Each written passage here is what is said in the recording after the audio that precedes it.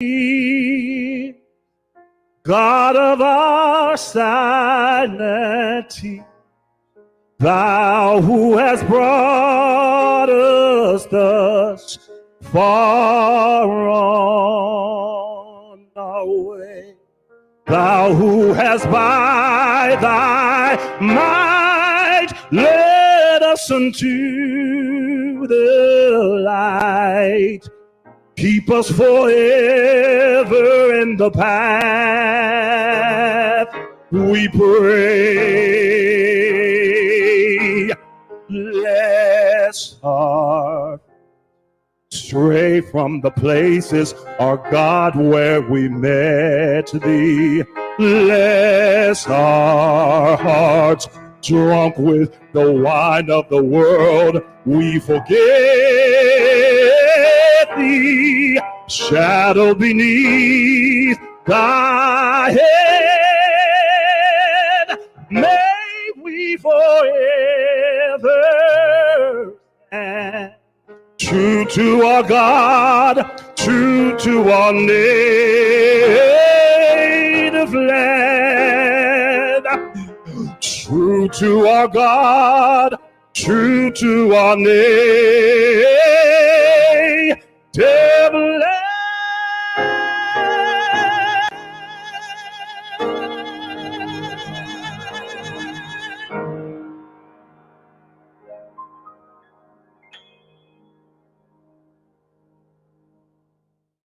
Happy Freedom Day, everyone.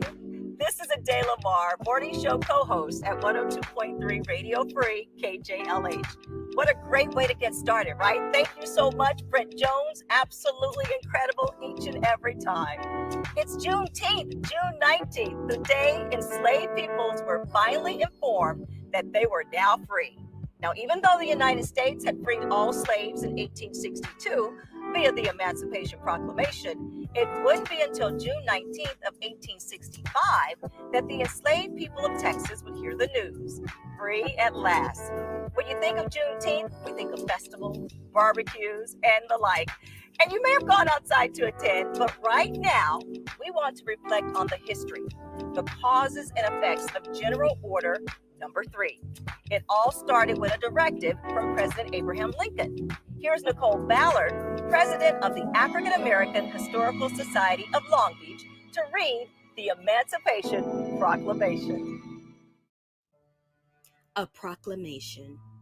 Whereas on the 22nd day of September in the year of our Lord, 1862, a proclamation was issued by the President of the United States containing, among other things, the following to wit: that on the first day of January in the year of our Lord, 1863, all persons held as slaves within any state or designated part of a state, the people whereof shall then be in rebellion against the United States, shall be then, thenceforward, and forever free.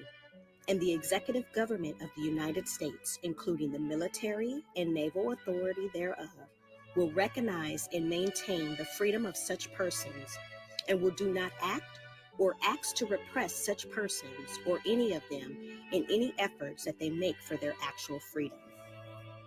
That the executive will, on the first day of January aforesaid, by proclamation, designate the states and parts of states, if any, in which the people thereof, respectively, shall then be in rebellion against the United States, and the fact that any state or the people thereof shall on that day be, in good faith, represented in the Congress of the United States by members chosen thereto at elections, wherein a majority of the qualified voters of such state shall have participated, shall, in the absence of strong countervailing testimony, be deemed conclusive evidence that such state and the people thereof are not then in rebellion against the United States.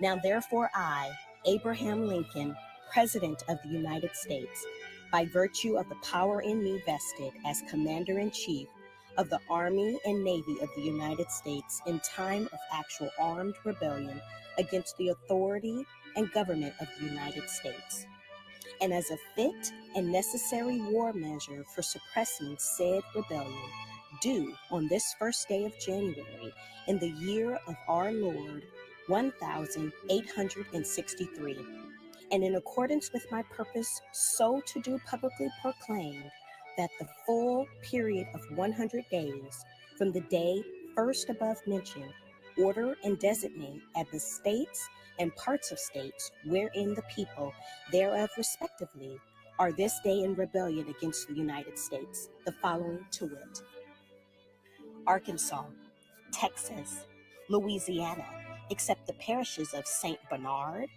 Plaquemines, Jefferson, St. John's, St. Charles, St. James Assumption, Terrebonne, Lafourche, St. Mary, St. Martin, and Orleans, including the city of New Orleans, Mississippi, Alabama, Florida, Georgia, South Carolina, North Carolina, and Virginia, except the 48 counties designated as West Virginia, and also the counties of Berkeley, Accomack, Northampton, Elizabeth City, York, Princess Anne, and Norfolk, including the cities of Norfolk and Portsmouth, and which accepted parts are for the present left precisely as if this proclamation were not issued. And by the virtue of power and for the purpose aforesaid, I do order and declare that all persons held as slaves within said designated states and parts of states are and henceforward shall be free, that the executive government of the United States, including the military and naval authorities thereof, will recognize and maintain the freedom of said persons. I hereby enjoin upon the people so declared to be free to abstain from all violence unless in necessary self-defense. And I recommend to them that in all cases, when allowed, they labor faithfully for reasonable wages. And I further declare and make known that such persons of suitable condition will be received into the armed service of the United States, to garrison forts, positions, stations, and other places, and to man vessels of all sorts in said service. And upon this act, sincerely believed to be an act of justice, warranted by the Constitution, upon military necessity, I invoke the considerate judgment of mankind and the gracious favor of Almighty God. In witness whereof, I have hereunto set my hand and caused the seal of the United States to be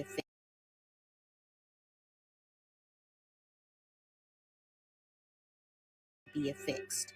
Done at the city of Washington, this first day of January, in the year of our Lord 1863, and of the independence of the United States of America, the 87th, by the President Abraham Lincoln, William H. Seward, Secretary of State. If I could be you, and you could be me for just 1 hour. If we could find a way to get inside each other's minds. If you could see you through my eyes instead of your ego, I believe you'd be surprised to see that you've been blind. Walk a mile in my shoes. Walk a mile in my shoes. Yeah, before you abuse, criticize and accuse. Walk a mile in my shoes. Walk a mile in my shoes. Well, before you abuse, criticize and accuse. Walk a mile in my shoes.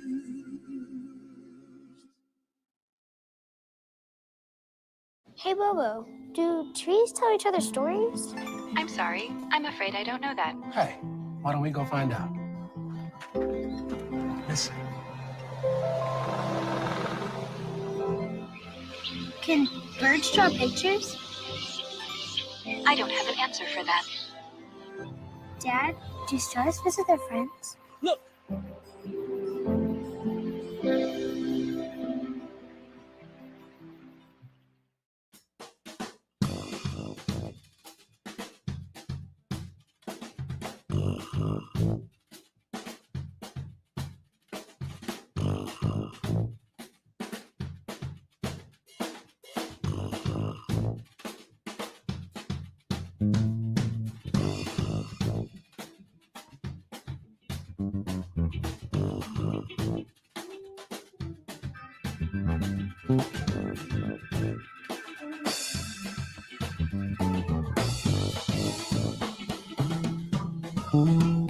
I've been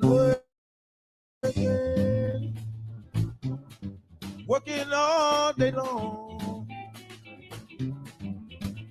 I've been hoping nothing will go wrong. If it don't go my way, come what may, there's a brighter day. I've been working all night long. I've been praying, nothing will go wrong. If it don't go my way, go what may, there's a brighter day.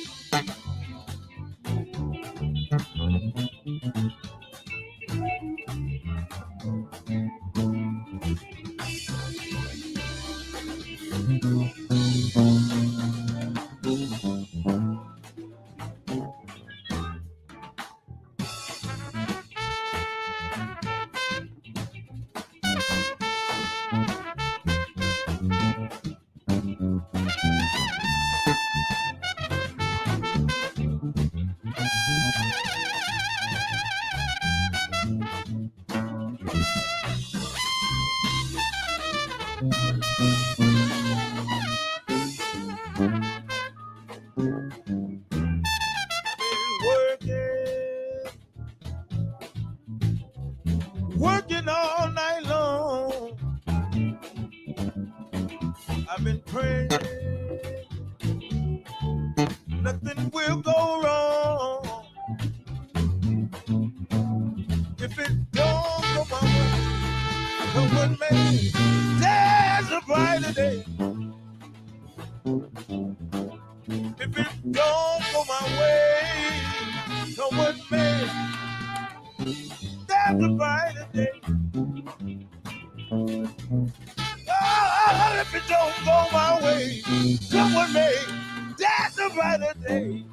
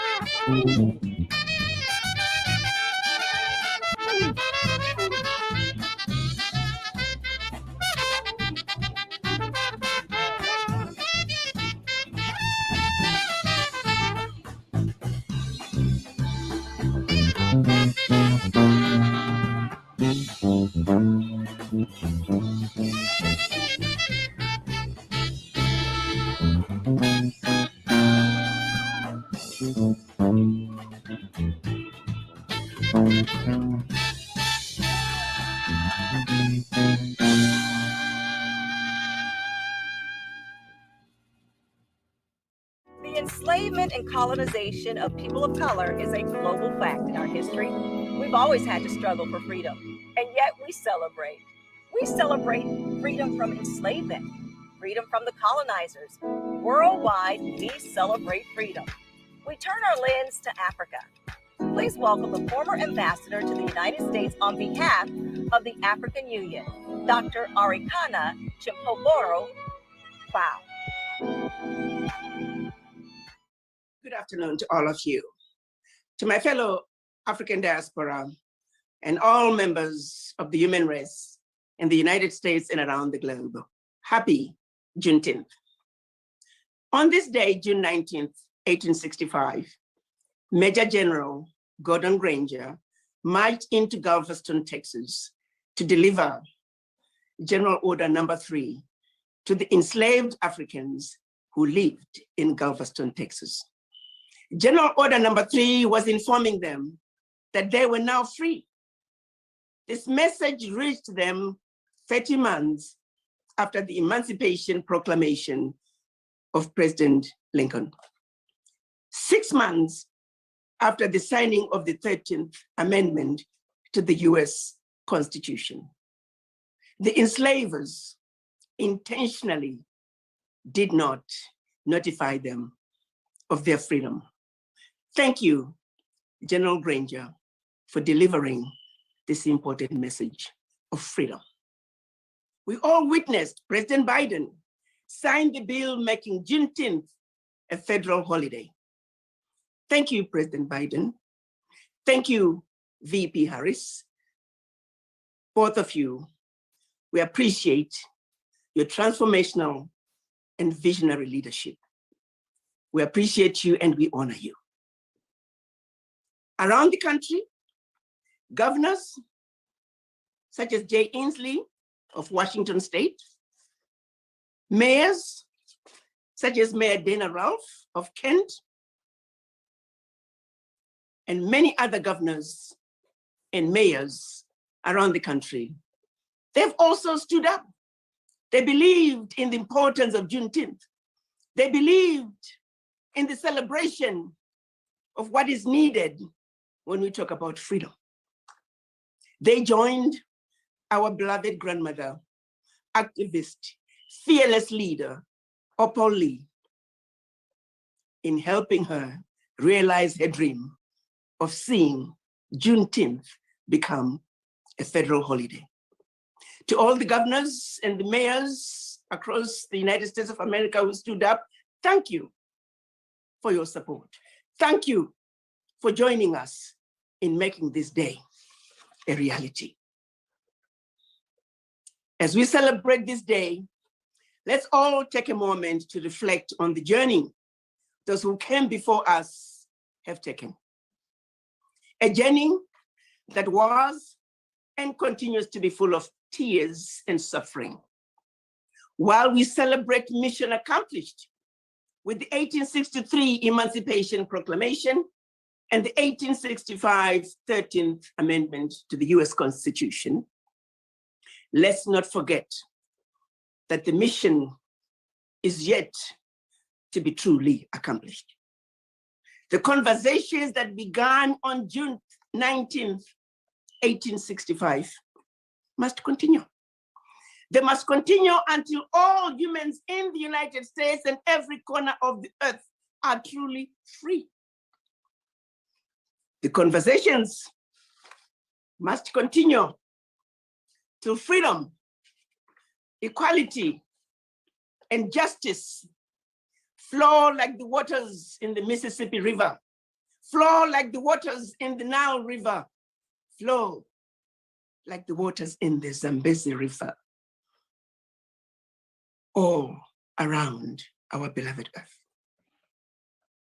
To our ancestors who were forcibly taken out of Africa across the Atlantic, and those who remained in Africa, we stand on your strong, powerful shoulders. We stand on your strong, powerful shoulders today. While we may be in the valley today, we certainly are aiming for the mountaintop. We know you are and always will be with us on this journey. We know you will always be with us as we celebrate this day as members of the human race. It is imperative that we honor all the victims of slavery. We honor the victims of slavery by committing to unity of purpose, by committing to equality and justice for all members of the human race on earth. That we must do, and we owe it to them. Allow me to conclude by reminding all of you today, let's honor the Africans who were taken out of Africa as slaves. Let's commit to building a better world. Happy Juneteenth, everyone. Have a blessed day.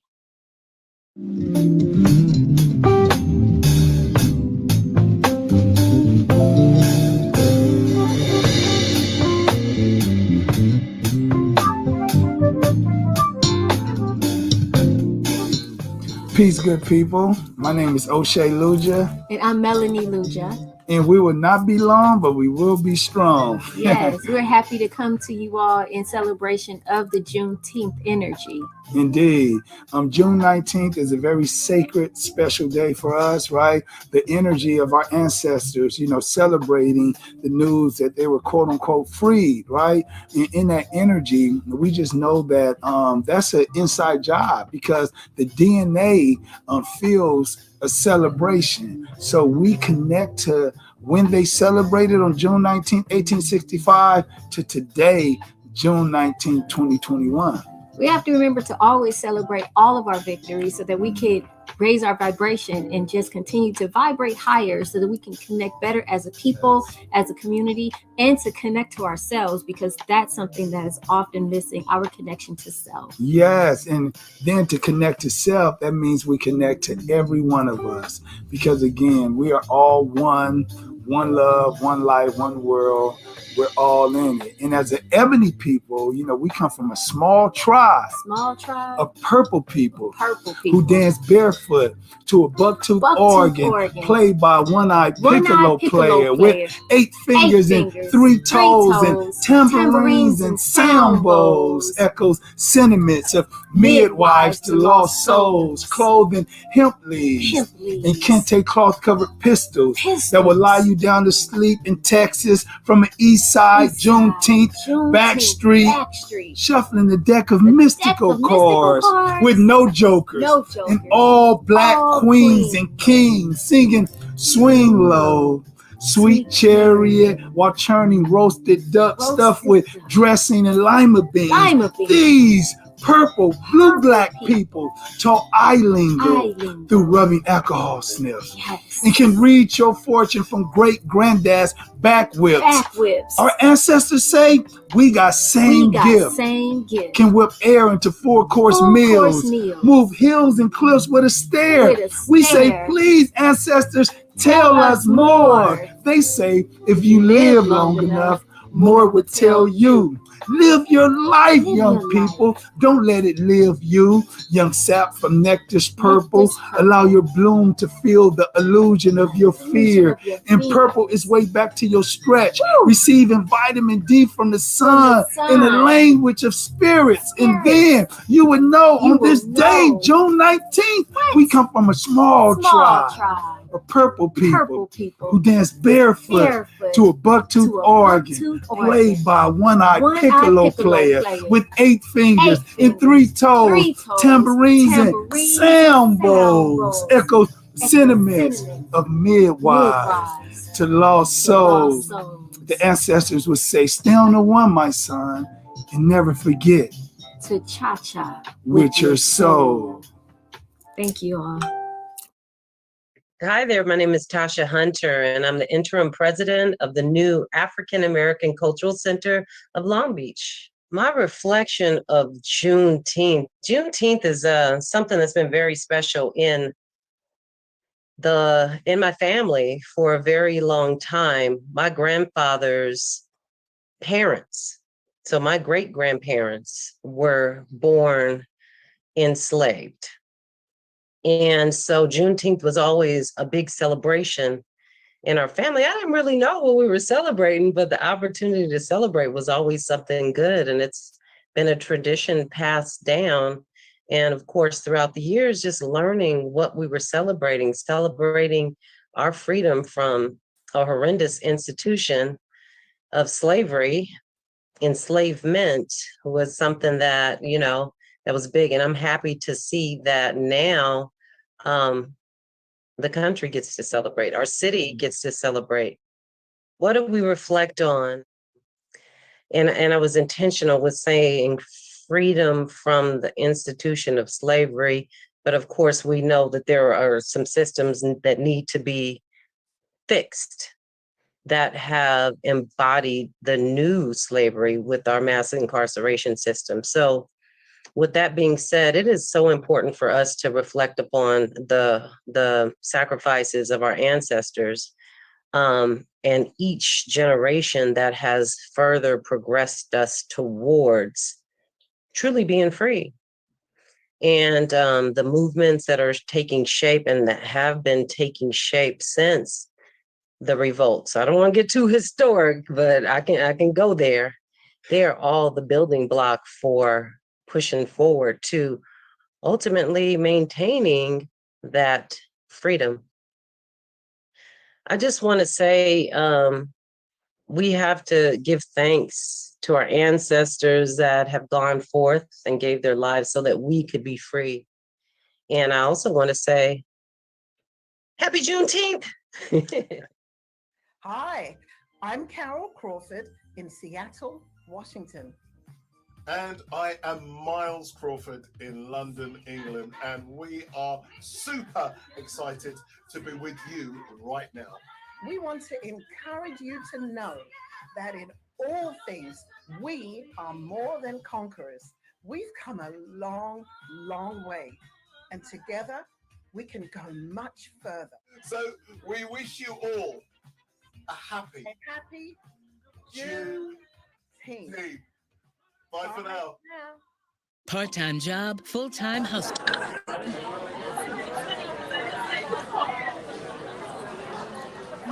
Chat can give you the personalized tips you need to start boosting your retirement.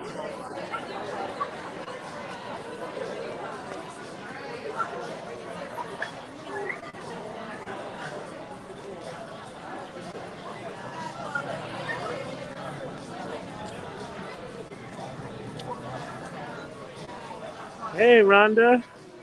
Hey there, how are you? I'm doing all right. I'm here at the Portuguese Bend in, what is this? I guess this is still downtown Long Beach. All righty. And, they got some food and libations under a tent. And look, there's a lot of the people we've been dealing with all along. Look, here's Sean right here. Hello.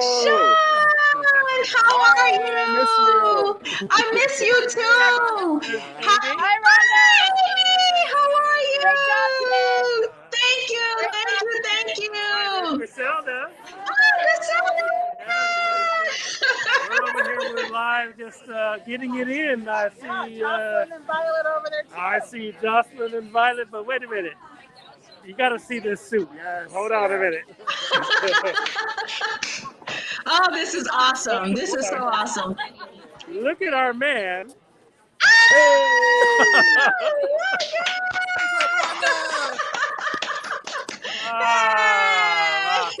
We're out here. Every one of these pieces of paper was a donation to a nonprofit. Look at all of them. Wow. Oh my goodness. Nonprofit donation. He's still, he's still making it rain. Oh my God. That is Jeff. I love it. Congratulations. Oh my God. You guys did good stuff. Jeff, we got a lot of Leadership Long Beach people here. We got some Arts Council people here, and everybody's celebrating. I love it. Yeah, it's a good thing. It's a good thing. Let me just show you who else is here. We started our day off, when we were talking about music retail and all of that. What a historic conversation that was. Look who's here. Yeah. Jocelyn,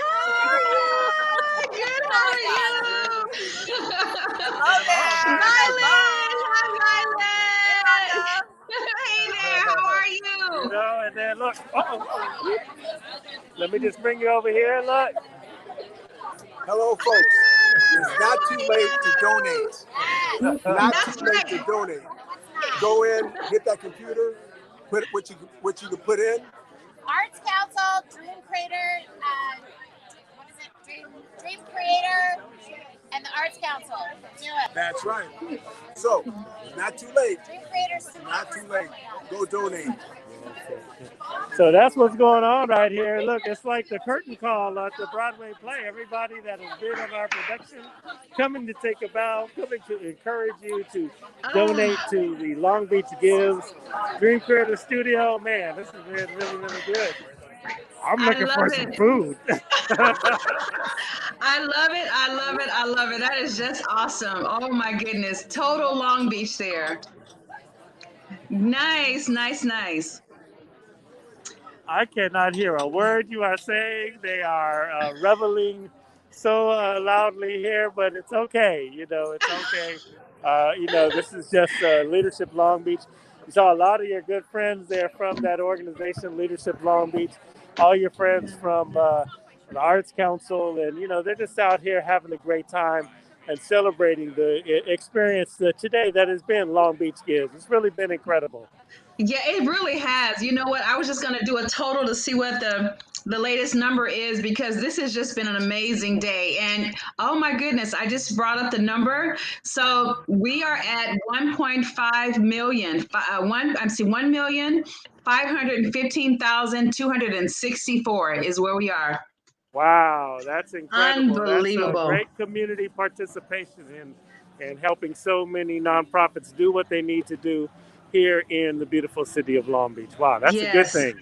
That is an absolutely good thing. This is amazing. Wow, good job, Greg J. Oh my goodness, recording live, Portuguese Ben. Oh my goodness, Leadership Long Beach, Jeff Williams, Arts Council. Oh my goodness, what more can we say? This is great. Yeah, that's good. Well, listen, I'm not going to hold you too long because I got to get back to headquarters, and we've got a couple of more things to do tonight before our marathon is over. And so in preparation of that, I'm going to sign off here. I'm live, reporting live for the Dream Creator Studio at Portuguese Bend. I'm hanging out with the Leadership Long Beach and the Arts Council for a hot second, and then getting right back. This is our 12-hour, I wanted to say 24-hour, our 12-hour online giving marathon, Dream Creator Studio. This is what we're doing. Rhonda, you want me to stay online with you while I drive back? No, you don't have to. I'm good. We have our program going Juneteenth, and we had some folks enjoying that, and so I'm just going to resume our the broadcast as usual, or normal broadcast. But it's going well. So we've just been here, just enjoying, reflecting on the Juneteenth project. So thank you so much for that check-in and reporting live from there. This is so awesome. All right. There you have it. Reporting live from downtown Long Beach, Greg J, Dream Creator Studio. I'm out. All right. See ya. Oh, wow. And there we have it. All right, you guys. That's great. We are almost there. I think we are approaching in 10 minutes, we would have been online for 10 hours. And so this is our 10th hour. We got 2 hours to go, and mission will be accomplished. Thank you so much for your support. Some of you have hung out with us all day long today, and we appreciate that. Oh my goodness, we appreciate it. We see the numbers from all the different channels that we are streaming from, and so collectively, we are looking great. So thank you so much for hanging with us today. As they say over at KJLH, thank you so much for rolling with us today. And this has been really awesome. We're going to resume this incredible broadcast. We were just going back and reflecting on Juneteenth, the last project that we did virtually, and we were enjoying that. And so we're going to resume that. And then Greg J will be back to the headquarters. And then I'm going to go out and maybe do one more report from a celebration that's happening tonight. Long Beach Gives in the city of Long Beach is really going down. It is happening, and celebrations are everywhere. And so we are going to partake of that and bring you in and invite you to join live. So, all right, back to our Juneteenth reflection, and we'll see you on the other side of this broadcast here. that fought for their own freedom. We were not just sitting here twiddling our thumbs, just waiting to be rescued. And some individuals had previously ran away to Mexico. There were revolts and uprising. We were not just sitting idly accepting our condition as enslaved people. Unfortunately, the way it's described, take, for example, a Nat Turner situation, that this was a slave revolt and he killed all these innocent people. Well, he was fighting for his freedom. And when America fought for their freedom, they didn't see any of the wars as a revolt. It was their fight for independence, their fight not to be controlled, their fight to pursue their freedom. But depending on who's doing the fighting, the way it's described is different. So our history is complicated. I've done family research, and as I look back into the slave schedules and the census records, when I see a mulatto child, the DNA of the enslaved woman and that white male enslaver runs through my veins. I cannot separate that history. It's part of who I am. Now, Maya Angelou has a quote, "History, despite its wrenching pain, cannot be unlived, but if faced with courage, need not be lived again." Will we have the courage, America, to tell the truth? Will we have the courage to do the repair work to the foundation of this American house so that we can save it for future generations? So you hear people say, I didn't own slaves. My family came in 1920, 1890, 1870. We were poor. I'm not a racist. Don't make me feel bad about that. Each of us have a small percentage in ownership of the deed of America. So here in Texas, we talk about, remember the Alamo, 1836, about these men fighting for Texas independence. Well, the Alamo for the Texans were lost. Mexico beat them, but we're taught to remember them as heroes. But nobody ever talked about the 75% of the men that came in with the Union forces, the United States colored troops. No one talks about the fact that they helped to force Lee to surrender at Appomattox. They came to the aid of the white Union soldiers. And there were white Union soldiers and black Union soldiers. And throughout history, there are good people and bad people, and of all ethnicities and nationalities. So we need to look for the good, and the good people need to speak up, because silence is violence. So Texas didn't feel like we need to comply as a state. It was part of the Confederacy. They did not lose any of their Civil War battles. So they thought that they had a chance to win the war. Even after Lee had surrendered, they thought, well, we could just keep, many slave owners had moved, or enslavers had moved their enslaved people into Texas, further west from Union forces, trying to run to a more sympathetic place. So by Galveston, the Battle of Galveston, taking control of the major port west of New Orleans, that put Texas back in control by the Confederacy, and they were going to remain living the way they were until those soldiers showed up.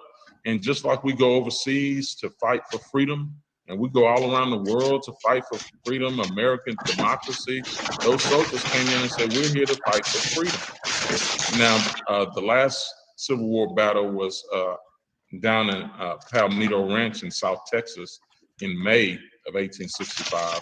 So when they got here in June, they didn't have to physically go to battle, but they had to ensure that they found enslaved people in slave pens, that people were treated like animals, human beings.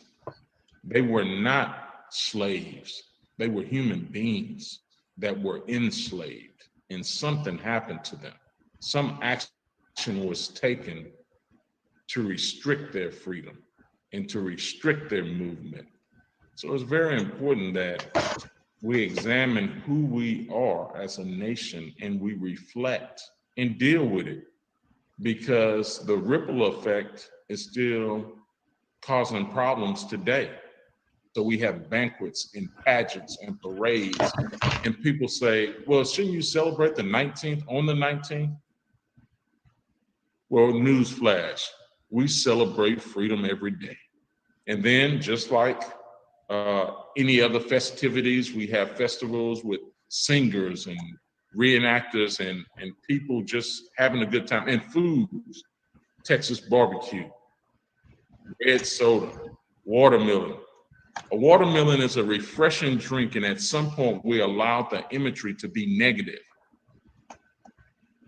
Ain't nothing wrong with eating a watermelon. Families gathered together to split it open, and it was a communal thing. We need to celebrate that. And then when the sun sets and goes down, just like on the 4th of July, we're gonna pop some fireworks. The Galveston and Texas History Center is hosting a screening of the Juneteenth documentary, The Galveston Story, done by myself and a recent college graduate, Sam Addington. And I needed someone to help me tell the Galveston story from a Galveston perspective. And this young man went overboard in his effort to kind of get this story out. I had the narrative, I know the story, I told it, and then he and his mother worked on laying the story out. So it tells it from a Galveston perspective before June 19th, 1865, events on June 19th, 1865, and then life afterwards. And as I said, we had a lot of success here on the island. Galveston being an island is a major port city where people come from all over the world and cultures interact and mingle. And it was a place where individuals felt somewhat more free than in other places. When I talk about the slave auctions, many of the individuals that were auctioned didn't stay here in Galveston because it wasn't, a lot of land with plantations. They went further inland to other counties. Galveston was the commercial district, and most of the enslaved people here would have been what's considered like house slaves that took care of the mansions and the spaces of those early wealthy individuals. And then after slavery was over, they started to build their lives, and they built the first Black high school. And I think it's Muhammad Ali that says, a man that thinks the same at 50 as he did at 30 has wasted 20 years. Let's not waste any more time. Let's get to work. Let's get to this absolute equality that would be good for all of us.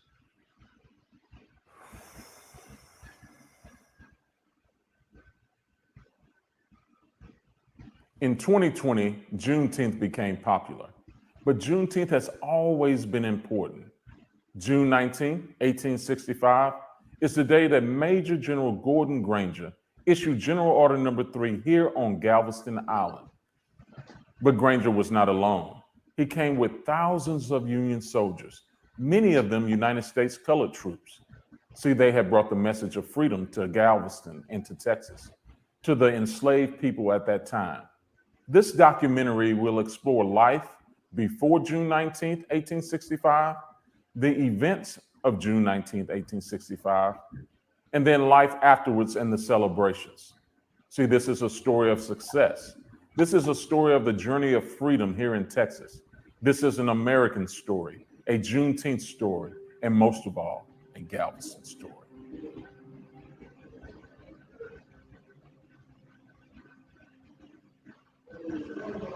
Sorry about that. No, I've been staying at my dad's place because of everything. Where are we going? Navigating these times can be tough, but while you care for your loved one, you also need to care for yourself. Go to aarp.org/caregiving for free mental health and self-help tips. If I could be you, you could be me for just 1 hour. Walk a mile in my shoes. Walk a mile in my shoes. Music is essential to our legacy, from the continent to these United States. In popular music history, the name VIP Records is woven in the DNA of our history.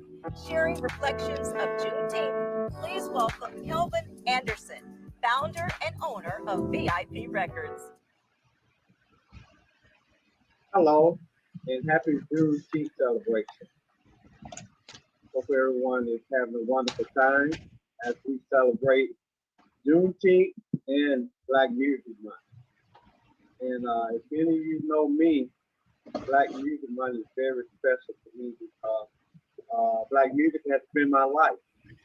I started in retail records in 1972. So if you add it up, we at year number 49. Black music, hey, man, it has played such an important role in all of our lives, but especially my life. You know, starting in 1972, selling and listening to artists like Aretha Franklin, Marvin Gaye, Temptations, Gladys Knight, Diana Ross, and I got a chance to meet all of those people also. So VIP have played a very important role in the music industry for many, many years. I'm actually the only VIP record store that has remained open through all of this. And, you know, I'm just sitting here reflecting on all of the wonderful times, all of the great people that we got a chance to meet, all of the careers that we was a part of launching, from everyone from Whitney Houston to Freddie Jackson to Tyrese, Jaheim. Have a lot of wonderful in-stores here in Long Beach also. In the early 90s, I opened a recording studio in the back of VIP Records where I got a chance to work with a lot of the local kids in the community. And we were fortunate enough to launch the career of a group called 213, which actually, they were the group that we worked with, but each one of them ended up getting solo deals. Snoop Dogg got his own deal. Warren G got his own separate deal, and Nate Dogg did also. And went on and have a wonderful recording years. Snoop Dogg is still doing the big as we all know. But it was something, you know, to set up and witness this for almost 50 years, the migration of Black music. As you know, Black music is the #1 music in the world. That's saying a lot. So this month, hey, it's the month that I look forward to every year. It's something that's important, that should be recognized for the contribution that, you know, Black music has made in the industry. You know, I think back sometime of, you know, the music that got us through struggles. You know, Marvin Gaye was What's Going On. We had James Brown on Black and on Proud. We had Shy Life, Got to Give the People What They Want.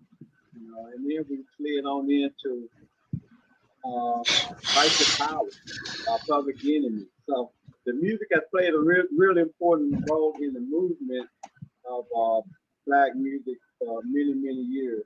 And I am so happy and fortunate to still be a part of it. So with that, we wish everyone happy Juneteenth. Be safe. God bless. He is Grammy nominated. His name rings as one of the brightest singer-songwriters in the business today. He ignites the present-day plea for respect and dignity in such a time as this. Here's B. Slade.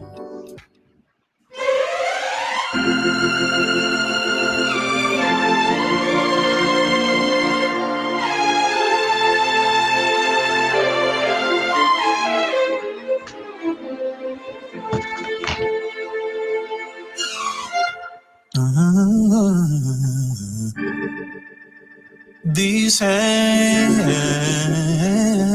have been bruised. My soul's been misused. And all my life I've been paying the dues. I've been paying the dues. Yeah. We take the garbage off the streets. But is that all you think of me? Well, you should see when you look at me as I am a man. Yeah. Might be worn and tired. We've been working overtime, yes we have. Hey, we realize when Jim don't wanna. Hey, right. Sleepless nights, I just can't get no peace. Hey, so we march in your streets. We refuse to bleed. Up in the land of the free. I can't get no peace. Yeah. So we march in your streets. We refuse to bleed. In the land of the free. Yeah. Let me break it down to you like this. No, I can't change my skin. But you can change your heart. I'm not invisible. We are the same other God. We're the same other God. We live, we work in danger every day. I don't know how much more I can take. See, I can't, and you can't. We can't, they can't, peace can't be made the same.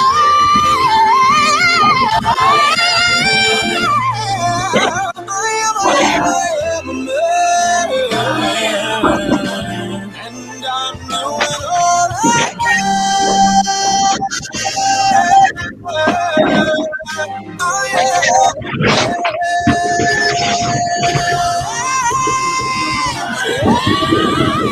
I can't get no peace. That's why we're marching. That's why we're marching in your streets right now.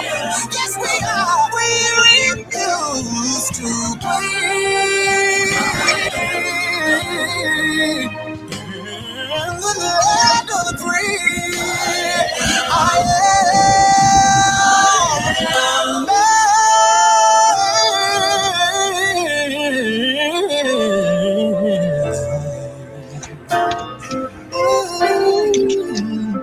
And I am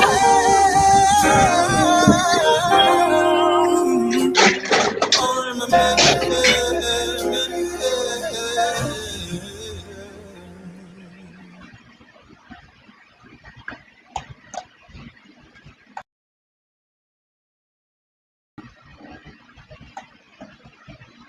Boy, do I love that. How awesome is that? Juneteenth, Reflections of Juneteenth. That's one of the community projects that we were fortunate enough to be able to produce, and just a community effort of everybody coming together to celebrate Juneteenth through arts, education, and inspiration. So that was such a great piece. We have another guest, and he's queued up, and he's in our virtual green room. And I'm so excited to chat with him. I'll tell you a little bit about him. Perfect timing for him coming on because he is an artist. He's a dancer. He sings.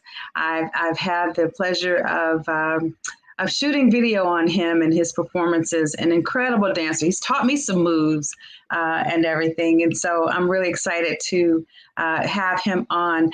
He was just in our green screen in front of the camera. Looks like he disappeared for a moment. we'll give him a couple of minutes to return back there. What I'll do is I'll go ahead and play Tia P's performance. We're reflecting on Juneteenth. Actually, you know what? Jared, are you back? Hi, are you ready? Okay, awesome. He is ready, you guys. He is one of our favorites. I mean, all of our interns are our favorites, but he was one that just came on board and just really did some incredible stuff there. He happened to come on right as COVID was in full effect. And so he was the first intern in our youth media program that had to do his intern with us via remote.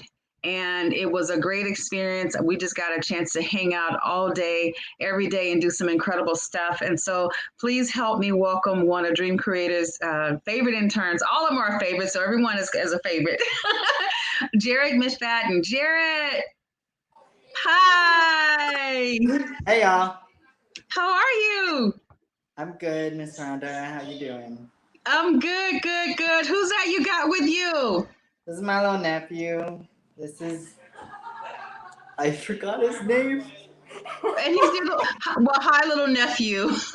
Shame on your uncle. His face saw me for a second. It's DeAndre. Hi. Shame on you. Hi there. Hello there. Look. He says I'm not no. Hi. How are you? Hello there. Oh, cutie. So Jared, thank you so much for taking some time out to check in with us. I was sharing with the people that you were one of our interns, and that when you started, it was in the middle of COVID, dead smack in the middle of COVID. It was. And yes, we did the whole thing virtually. We were in the middle of projects, and you were just there and making sure that we come through. So we wanted to thank you for calling in or checking in, rather. How have you been? What have you been up to? I'm doing really good. I'm doing one sec. Can you okay. To the park or something? Hey, the wonders of virtual space, you guys. Just one sec. Sorry. Sure, no worries. All right. Yeah, he's going to share with us what it was like to come on board during COVID. And again, when he came on, we didn't know what to do. We were pivoting, and we were at the top of pivoting into the virtual space. We didn't have a program in terms of remote program, and so we literally had to think on our feet. Luckily, we landed on our feet, and we had a great intern like Jared who had skills, and he was flexible, and he just came on board and just made it happen. And so let me unmute him. Are you back? Yeah, I was back. Okay. Yeah. So look, we miss you. We so miss you. Let me just say that. You moved away after the intern, and life has been happening and everything. But what have you been up to? We just wanted to catch up with you today. I've been just dealing with it. I after the certain thing that happened to me in my life, I went to go move with a friend to just keep them occupied. I moved with a friend, and then but he ended up just spiking. I guess you learn who your real friends are when you get closer to your dreams. And so life has been happening. Yeah, pretty much. But then I ended up going to live in the desert. Had a desert experience for like 4 months. It sucked. And now I'm back to society. Now I'm back to society to get myself out. Okay. Well, welcome back. Welcome back. Good to see you. And so when are you coming back to Long Beach? Hopefully really soon, but I have to build myself up and save up to be able to move back out there. But I'm trying to get back down there as fast as I can, because I realized that that's the place I want to be at. Awesome. Well, we can't wait to have you back. So look, you are a phenomenal dancer. Have you been dancing lately? I mean, you were killing it on TikTok for a long time. So are you still busting a lot of moves on TikTok? Yeah, and I'm recently doing that. I'm actually gaining more followers each one I post and stuff, and I'm actually very excited for that because it means I'm reaching people that are actually taking interest in being entertained, and I'm entertaining people, and that's all I want to do. I want to bring entertainment and show that there's more to life than what is being presented out there. Awesome. I love it. I love it. Can you tell us what was it like to intern at Dream Creator? What was that experience like for you? Dream Creator, it was fun. I mean, anything I do with you is gonna be fun. It was fun. Still waiting on that video though, but it was. It's on the way. Well, we got it in the can. We got it in the can, right? We just got to get to the post-production of it and everything. But it was great having you here. Yeah. What did you learn? Can you, because we are here today so this is Long Beach Gives, right? And it's a day of giving where all the nonprofits, or 200 nonprofits in the city, we come together, and it's a time of bringing awareness to our organizations, the work that we do, and as well as a time for giving and for fundraising and donations and all of that good stuff. But what we've been doing today is we ran a 12-hour marathon. We are just in our 10th hour, approaching the 11th hour. And so I definitely wanted you to stop by and check in and just chat about, you were part of one of the programs that we have, at Dream Creator. Our mission is to build stories, tell stories, and build communities through youth, through media. And how we do that is we have a youth media program where we bring in youth like you, young people like you, and see what your passion is and just kind of help you develop in that area. And so we wanted to bring you on today so you can just kind of share about what it was like to be a part of the Dream Creator program. Somebody out there may want to kind of hear from the horse's mouth, per se, and hear from those who have gone through our program. And so if you can, just kind of share for anyone that's out there listening, thinking, should I support Dream Creator? Where is the proof of work? What have they done? And so you're our proof. So share that for us if you can. Uh-oh.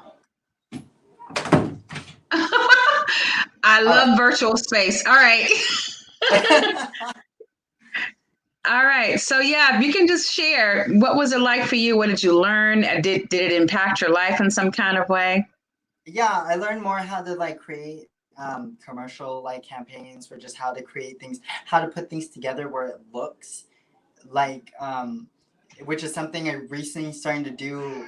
What I learned from you guys is how to put the video sections together where it actually links together and goes together for to make a better video. And actually it kind of paid off because Alea's music, Alea the singer, the one that sings Try Again and Rock the Boat 1 Million, her music is really coming out, and I just I haven't been doing a video since I was in the desert, but I came back and I just released a Try Again video, and I took what you guys taught me, which is linking it together with hilarious. We're not going to hold you long, but okay. Go ahead. I'm sorry. It's hard to just get privacy. Anyway, so so putting them together kind of just really helped in creating that, and I learned how to create the little commercials, which I hope that you're using for yourselves. But the commercials that we made for your the Dream Creator, and for also media control. And I also learned how to put speeches together from you as well. And that came in handy when I had to give the speech to my dad's funeral. So I learned a lot from you guys, and mostly I really had fun and enjoyed my time hanging out with you. Like I said, awesome. When I get back, and no matter what, I will be down for helping you with any project you need. Awesome. Awesome. Well, we'd love to have you. Can't wait till you return. I'm not going to hold you long. Thank you so much for checking in during our 12-hour online giving marathon, and sharing with people what your experience was like being a part of the youth media intern program here at Dream Creator. So Jared, thank you so much. We're going to continue to keep in touch, and please let me know when you return back to Long Beach so we can have more fun. I will. Definitely. Okay. Release that video. Okay. All right. But have a great. I love you. Say that again. When this is done, you call me and we'll talk some more and we'll do it. Okay, I love you too. All right, take care. I love you Bye, too. little one. Bye. Bye, little one.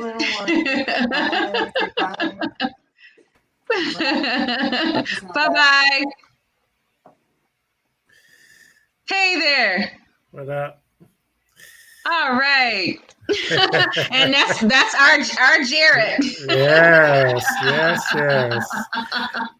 right, that's what's up. Oh my goodness. Yeah. I'm glad he checked in. He was determined to check in with us today. Yes. Yeah, Thank you so much for that, for your reporting live. Well, thank you. It was they were really having a good time over there, and I just had to grab it and get right back, and that's it. So Awesome. I'm so glad that we're able to reach across the city and touch our friends, and it's just been a really great day, Rhonda. It's really been good. It really has. It really has. And there's just the support coming in from everywhere for today. And again, I keep saying this is our very first fundraiser ever. And we jumped out there and just, in total support of Long Beach Gives and wanting to be a part of it in a big way. And so here we are. We're doing a 12-hour online giving marathon and encouraging everyone to just share and support and donate and just help the organizations that are doing a great work here in our city. We're down to, Greg J, we are halfway through the 11th hour. Wow, that's something. Okay, Yeah. Well, there it is. We got to go till 9, right? Yeah, we're almost there. Almost there. I can see the finish line. Absolutely. And I wanted to share some more videos. What can we share? What do you think is where good? were we when I came back? Where were we? We were wrapping up on the Juneteenth, and it was going into the Seminole story. But we can go to another one. You want to go to another one? Yeah, Okay, let's go talk about.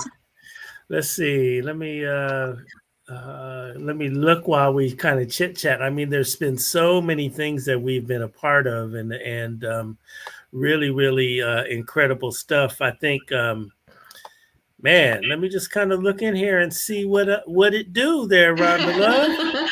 You know what? I feel like we're DJing, but with video. Yes. Yeah. You know which one was a good one too, but it's that's probably, I don't know where we could come in and come out of that clip, but Coffee Conversation has had some incredible guests on there.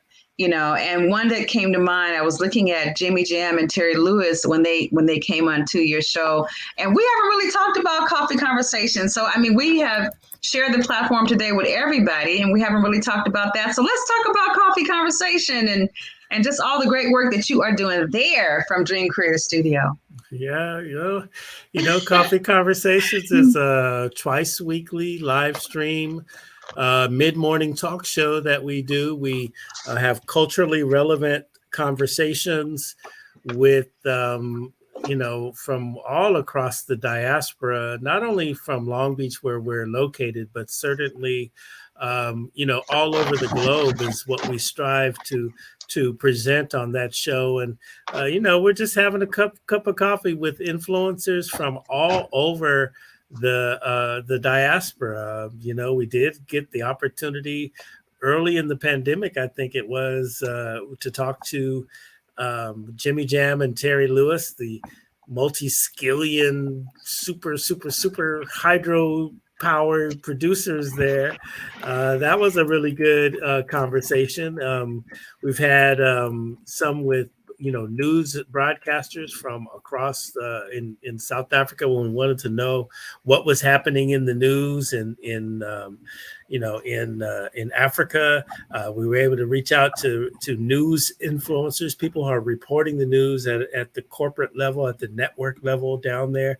And we got some really great, information on what's happening. We've talked to Kenya, we've talked to Senegal, we've talked to New York, we've talked to Atlanta, Minneapolis. I mean, it just goes on and on and on. So that's what Coffee Conversations does, is just inform and inspire the people from a culturally relevant perspective. And you wanted to see Jimmy Jam and Terry Lewis. I got that racked up right here. Do you? Okay. Well, I'll let you find the entry point and the exit point so we can chat about that. That'll be really great. I just do have one question for you before you roll that beautiful footage. So how did you get such a, you are so good at being of service, a person of service, a man of service, and just being there and a support to other people. But you do incredible work, Greg J, and you have a lot of your career has just been pushing other people up. And so how did you, I'm going to take a couple of minutes to just ask you some questions. So how did you, well, first of all, I'll ask the question everybody always asks. How did you get such a huge Rolodex of great people? Let's just start there. Well, first and foremost, I've been at it a while,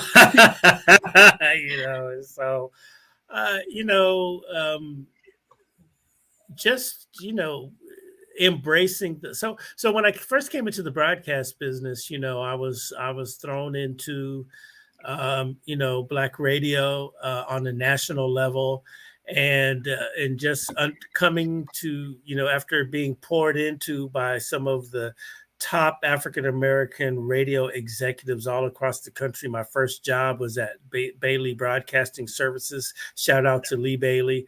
I should probably send him a text, see if he would come in, and, just learning what it meant to be a broadcaster servicing the African-American community, and then just beginning to just embrace the life, what our lifestyle is. Not so much, we get so consumed with protesting and all of that, but there's a beauty of life, coming from the African-American perspective. And, it's just all about the importance of, again, what we've been resonating this whole time on this marathon is telling our own stories, and you begin to just relish the moment, the people that you meet.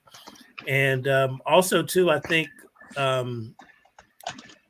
I have been, I'm just going to go ahead and say it, just being mindful to allow the light of the Lord to shine through, so that people can, we can communicate, we can talk, we can have, conversation, and our conversation together, therefore, uplifts the beloved community. And that's it. You were asking me about service, and, Rhonda, simply put, that's just the ministry of it. Is giving of yourself and being of service to all people. But because I'm here and I'm with my people, I want to, be from that perspective. Awesome. I love it. Love it. Okay. All right. So shall we roll that beautiful footage? Are you ready? Okay. Hold on. Yeah, let's go for it. Gonna pick right up. I don't even know what he's talking about. We're going to pick right up into this. This is Jimmy Jam and Terry Lewis on Coffee Conversations with Greg J. And it was just an honor to chat with those legends. And okay, so here we go. Mm-hmm. We just kind of went on and produced records for people, and that's kind of the origin of where it started. Over the years, we've been trying to get back to it, but whenever we would work with an artist, they'd always take the song for themselves and keep it. And finally, a few years ago, when we were fortunate enough to get inducted into the Songwriters Hall of Fame, we finally said, okay, what is it that we haven't done yet? Oh yeah, we never did our album. Let's get back on that. So that's brings us to today. Wow, incredible. Now, let me ask you, such a legacy. I mean, how many #1 hits do you all have? Or do you keep up with stuff like that? I personally don't. Just do what you do, and there it is. Yeah.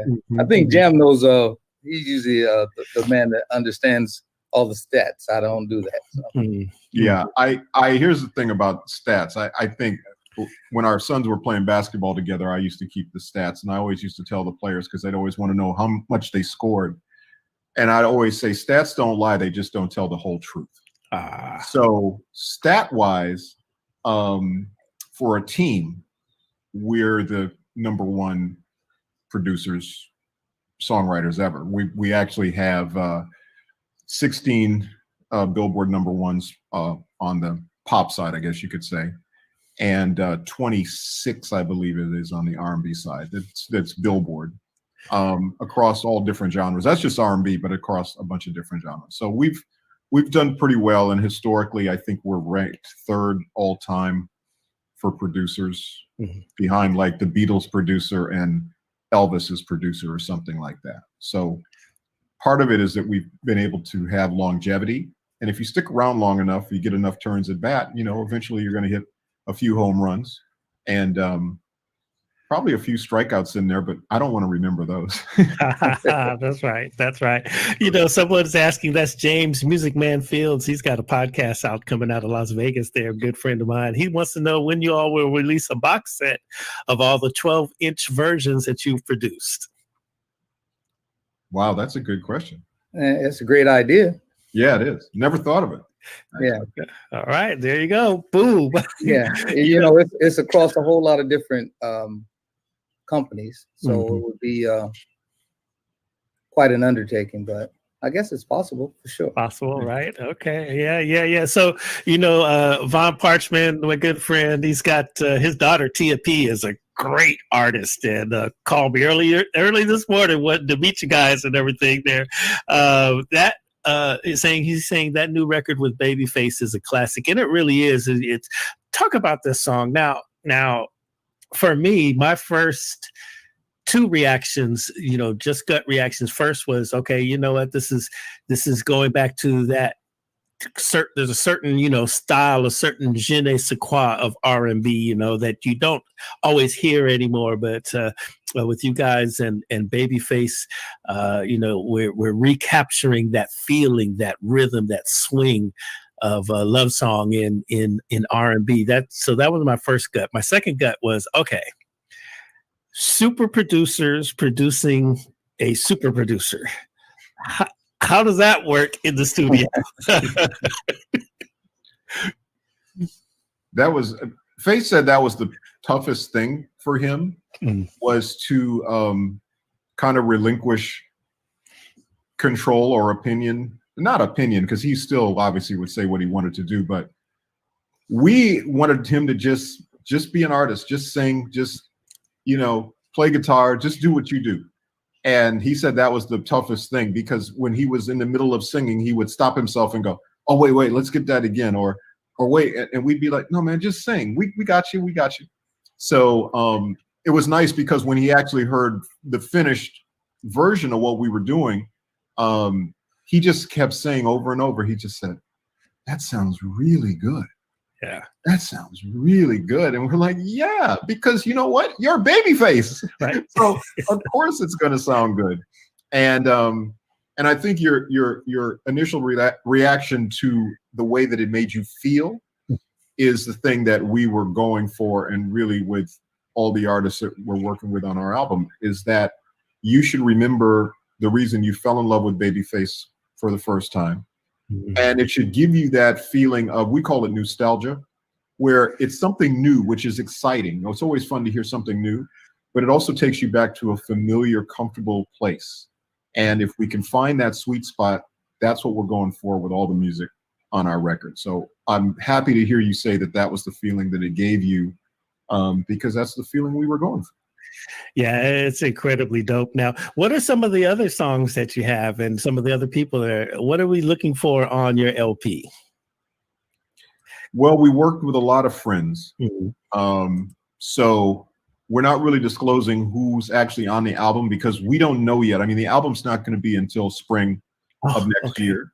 So it's still a work in progress. I see. But you shouldn't be surprised if you see friends of ours, like if just off the top of our head, if we said somebody like Janet Jackson, or we said someone like who we worked with before successfully, or we said somebody like Mariah Carey, who we worked with before successfully, or someone who we've never worked with, who we would love to have worked with, but finally maybe have done it, like Toni Braxton, or somebody from it could be people along those lines. It could be people that we've had #1 records with, like Usher.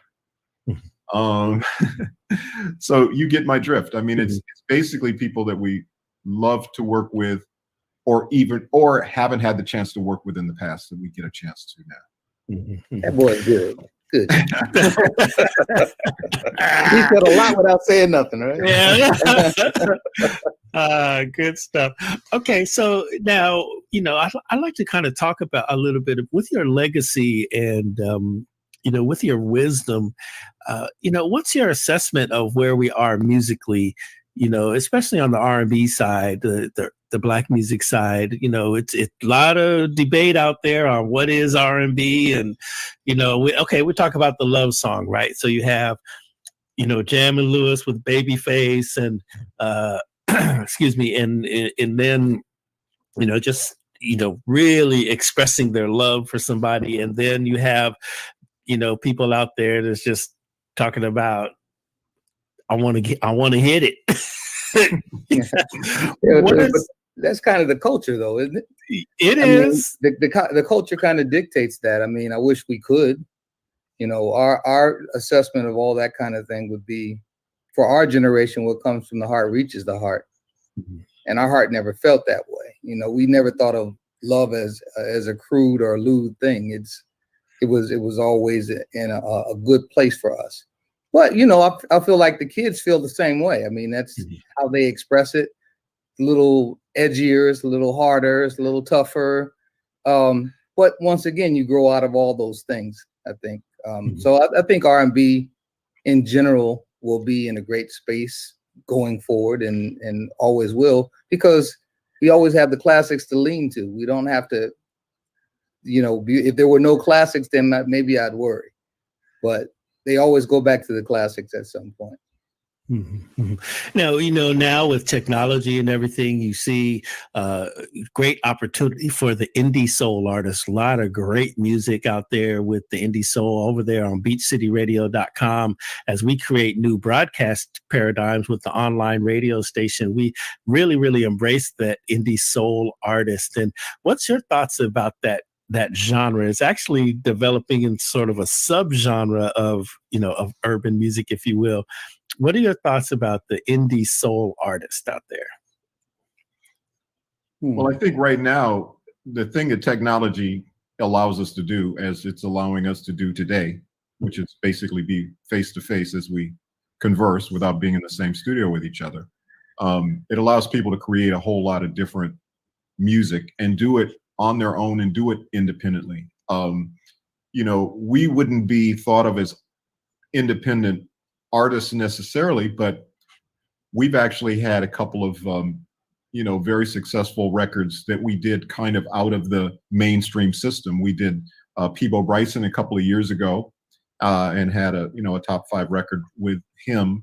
We had a #1 record just recently, earlier in the year, with Stokely from Mint Condition, which we did totally independently outside of the record company system, so to speak.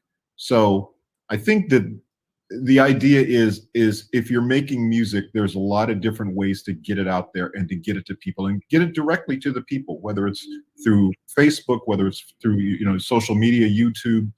There's all kinds of ways to get your music out there and create music. So, and there's also now, because of the times we're living in, you can basically make your music on a laptop, and you can make music at home. And I'm also encouraged, I just have to mention too, when we talk about the way that music crosses the generations and the new music, the new soul music, the new R&B music, there's an artist, Her, who we absolutely love. Her current record, she just performed it on Saturday Night Live last week, basically is a, not necessarily a sample, but basically an interpolation, if you will, of a song we had with Herb Alpert back in the day, Making Love in the Rain. And her new song is called Damage. and it's exposing, the old song to everybody, because everybody's going back and going, wait, Making Love in the Rain. Yeah, I remember that. And so those kinds of connections to me that music make is what's really a good thing. And when you have an artist like her, who not only is a great vocalist, but also writes her songs, plays guitar, plays bass, plays keyboards. To me, the future of R&B is in great hands with artists like her. And her basically, although she's in a major company system now, she started off very much independently and just kind of making music on her own and making the music that she wanted to make. So I think the spirit of that is amazing, and I'm glad to hear that that's happening and that you're giving exposure and love to that, because people are going to create music, and it just needs to find a home. So that's yeah. And over the years, it's been kind of a crazy thing, but to do traditional quote unquote R&B and find a major home for it, it's been difficult. We took, when you look at the system, and I never like to complain about it, but I like to state the case. When you look at the system, you see no Black executives, or very few.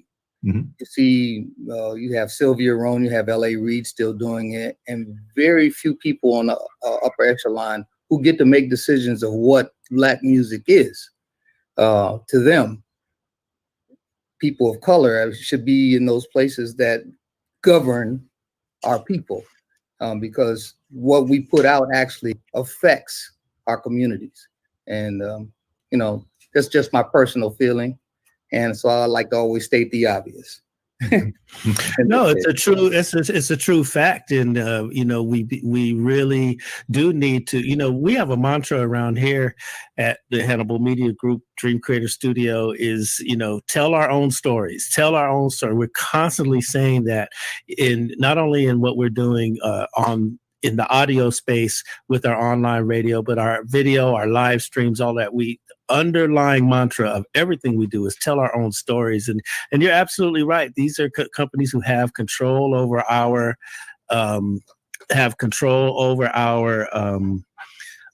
content, over our, like I said, it creates what happens in our community. Art imitates life. Right. Well, they don't have control. That's the great part. That's why independent records are so important.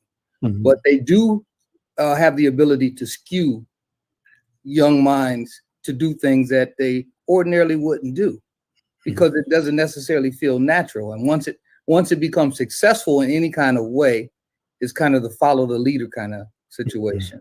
So no, we have the control.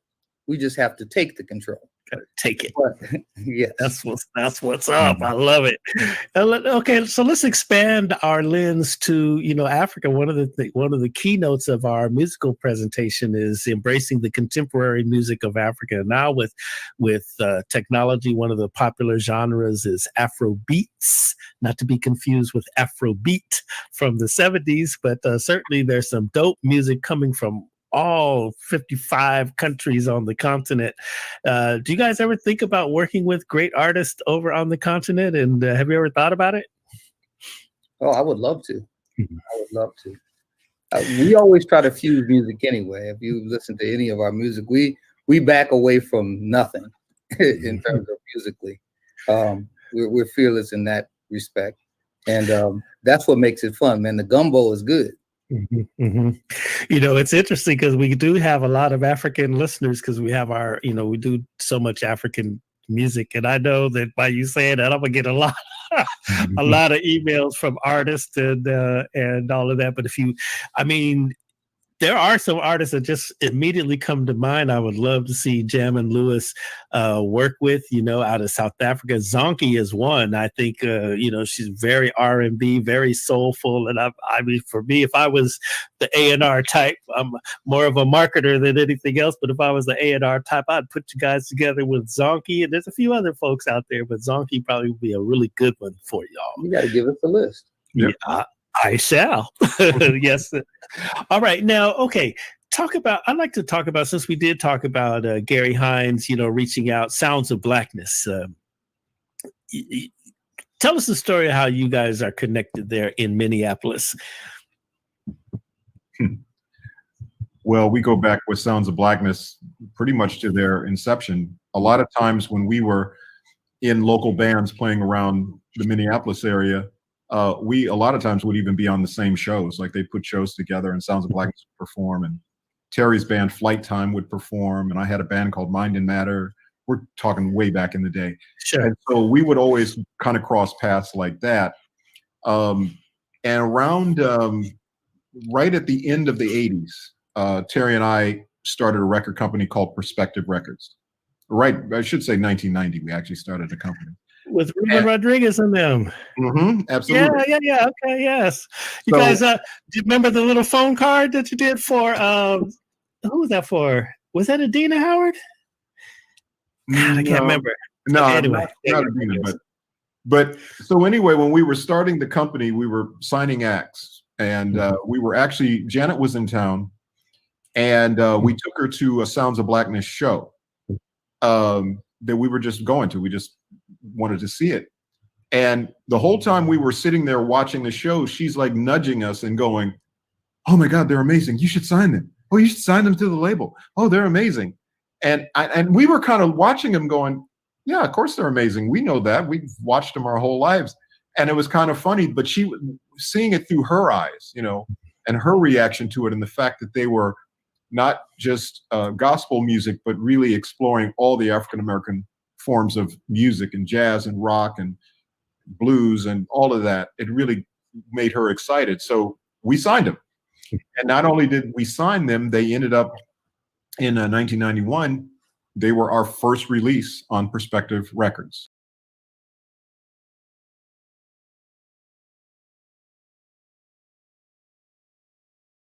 Tell you something, that was really a fantastic interview there with legendary producers Jimmy Jam and Terry Lewis. Man, wow, bringing back great memories. Right, that was one where I was producing the back office for that show, and I was just, oh my goodness, I was mesmerized. It was such a great show, such good content, and just one of those amazing good shows out of the many that you have done.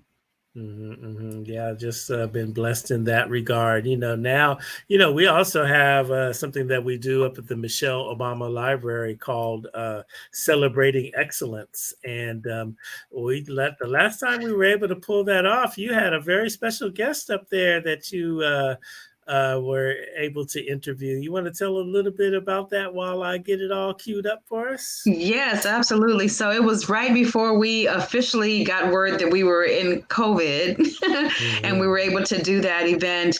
And we had a great guest who joined us. He had just released his biography, his life's work, and that was none other than legendary actor, director, film producer, all the above, Bill Duke. And he graciously came to Long Beach to be a part of Celebrating Excellence at the Michelle Obama Library. And it was just an amazing time. The community really showed up in a big way, and he had a great time. They enjoyed him. He enjoyed them. And it was just really great. He did a book signing and a conversation, and it was so awesome. And then the other thing too about the beauty of that night is that the community stepped up in a big way, and we donated a bunch of books to the City of Long Beach Library, and got a beautiful letter from Glenda Williams, the executive director for the Long Beach City Libraries, just thanking us for that donation that the community collectively came together and presented to them. They bought, probably a dozen of Bill Duke's books and donated them to the city on his behalf. And it was great. And he was so thankful for that. Yeah, that was really, really fantastic. Well, let's check out the footage there. You know, it's so funny. My friends up in LA, when we say, hey, we're doing something for the at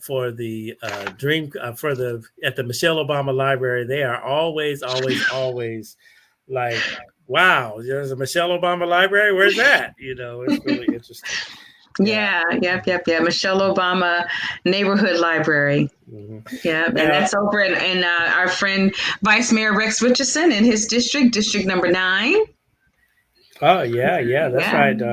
Rex Richardson. North Long Beach. Now, let me just kind of see here. I wanted to double check something because I think we just got dinged by Facebook there, Rhonda, for some music that we played. They're probably catching up with that. Might have been that.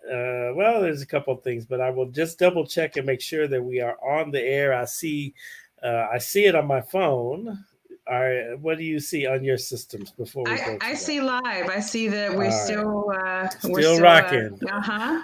Okay, very good. Then we're gonna keep it going here, and this is Rhonda Love interviewing Bill Duke at the beautiful Michelle Obama Library in District 9. Rex Richardson, Vice Mayor and Council Member, and as soon as my cursor comes back, I will press the button. Come on now, there we go.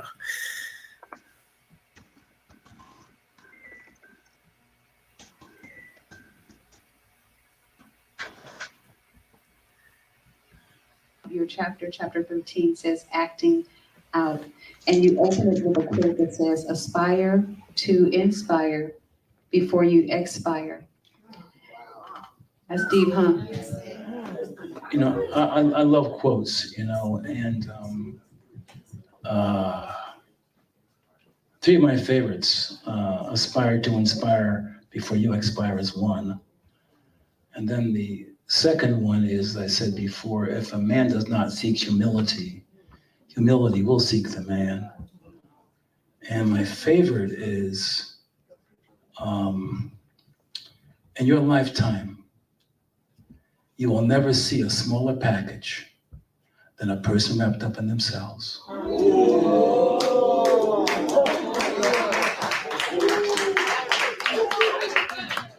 And,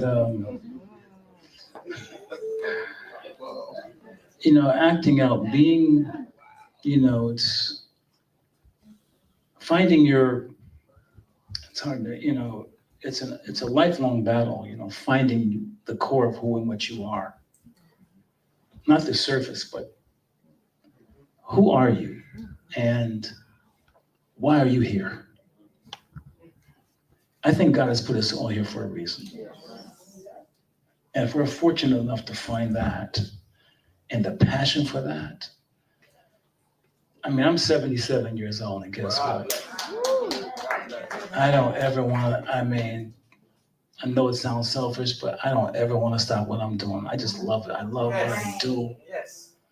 I wake up every morning and I say, thank you, God, for me being here, still having my health of mind, body, and spirit. Yes. And just giving thanks and appreciation. And Hezekiah Walker has a song I listen to all the time. It's called Grateful. You ever hear it? Yes. Oh my goodness. If you haven't heard it, you know, it is just so powerful. And this choir is so powerful, but it's called Grateful. And I just love it. And I'm sorry, go ahead. No, that's okay. You guys enjoying this? Yes. Okay, Bill, I just want to read it off. She's doing a great job, and thank you so much.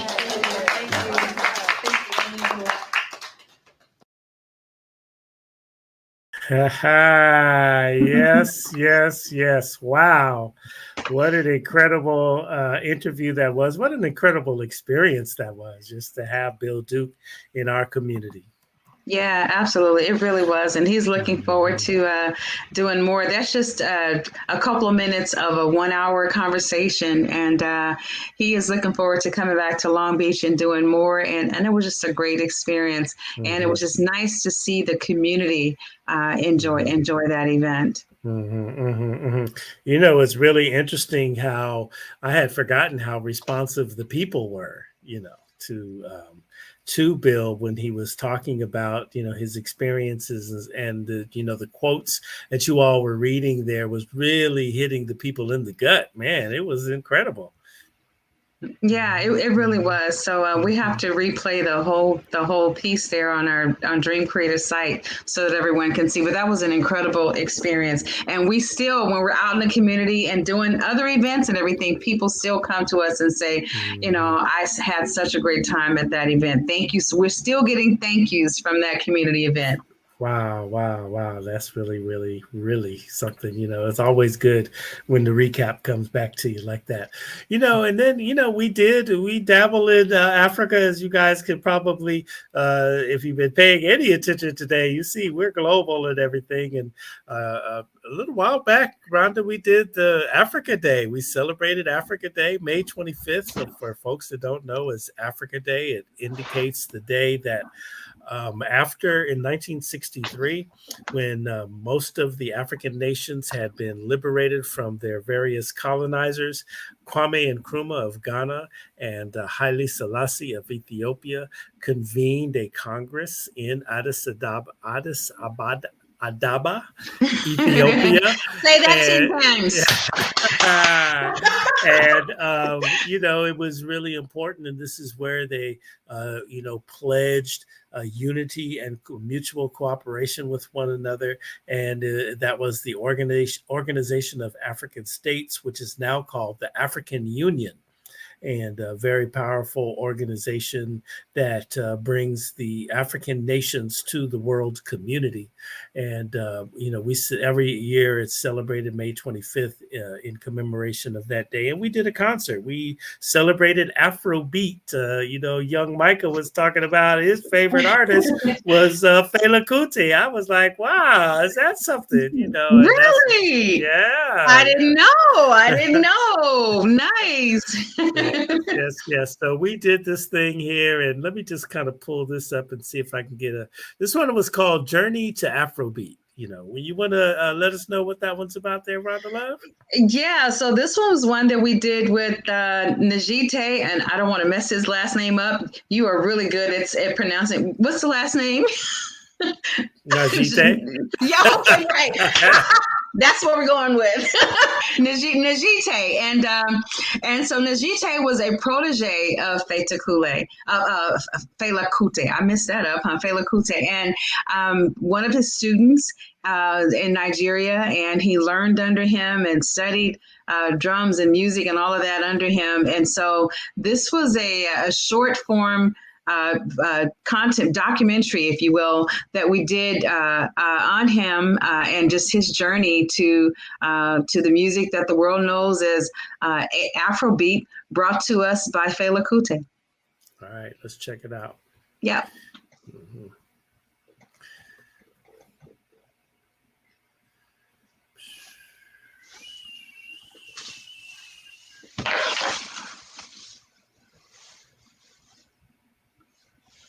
People is the song. Papuka pipi moshuari. Not forget that there wouldn't be this Afrobeat thing if there was not one person called Fela. All right? Okay? Fela and me had to, we made a package of something that wasn't there before, and to present it to people.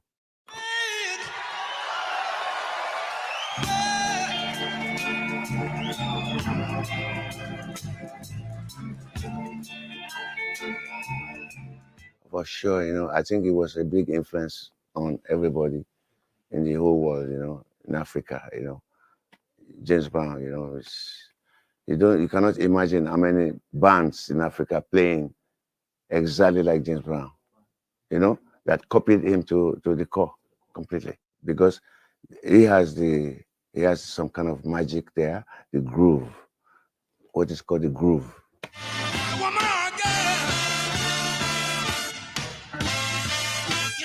Those are the things that influenced me to be where I am today.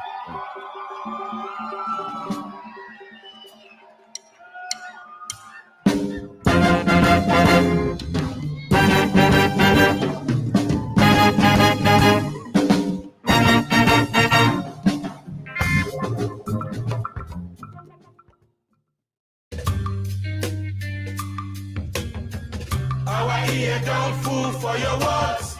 Our stomach still empty. My name is Oluseun, but everybody calls me Seun. To play Afrobeat music, you have to be influenced by Fela and Fela alone, because Fela is the only Afrobeat master.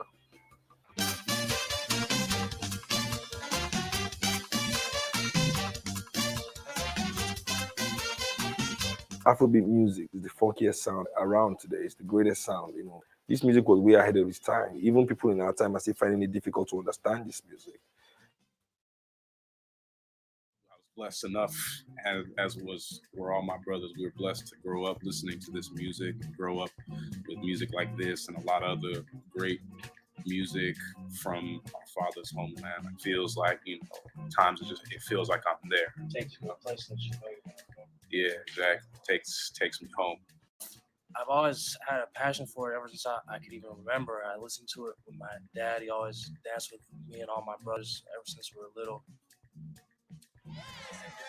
Your overall purpose of it is to continue the work of Fela. Spend his life fighting for progress in Africa, for Africans to do well. Every song that Fela did, every song he made was for the betterment of Africa, African people, for the movement. It's like the ancestors told us, for human beings, they will have to begin to see each other for good rather than see each other as for bad. No one will see each other, we see each other as for good, and also sing for peace, you know, on earth, you know, yeah.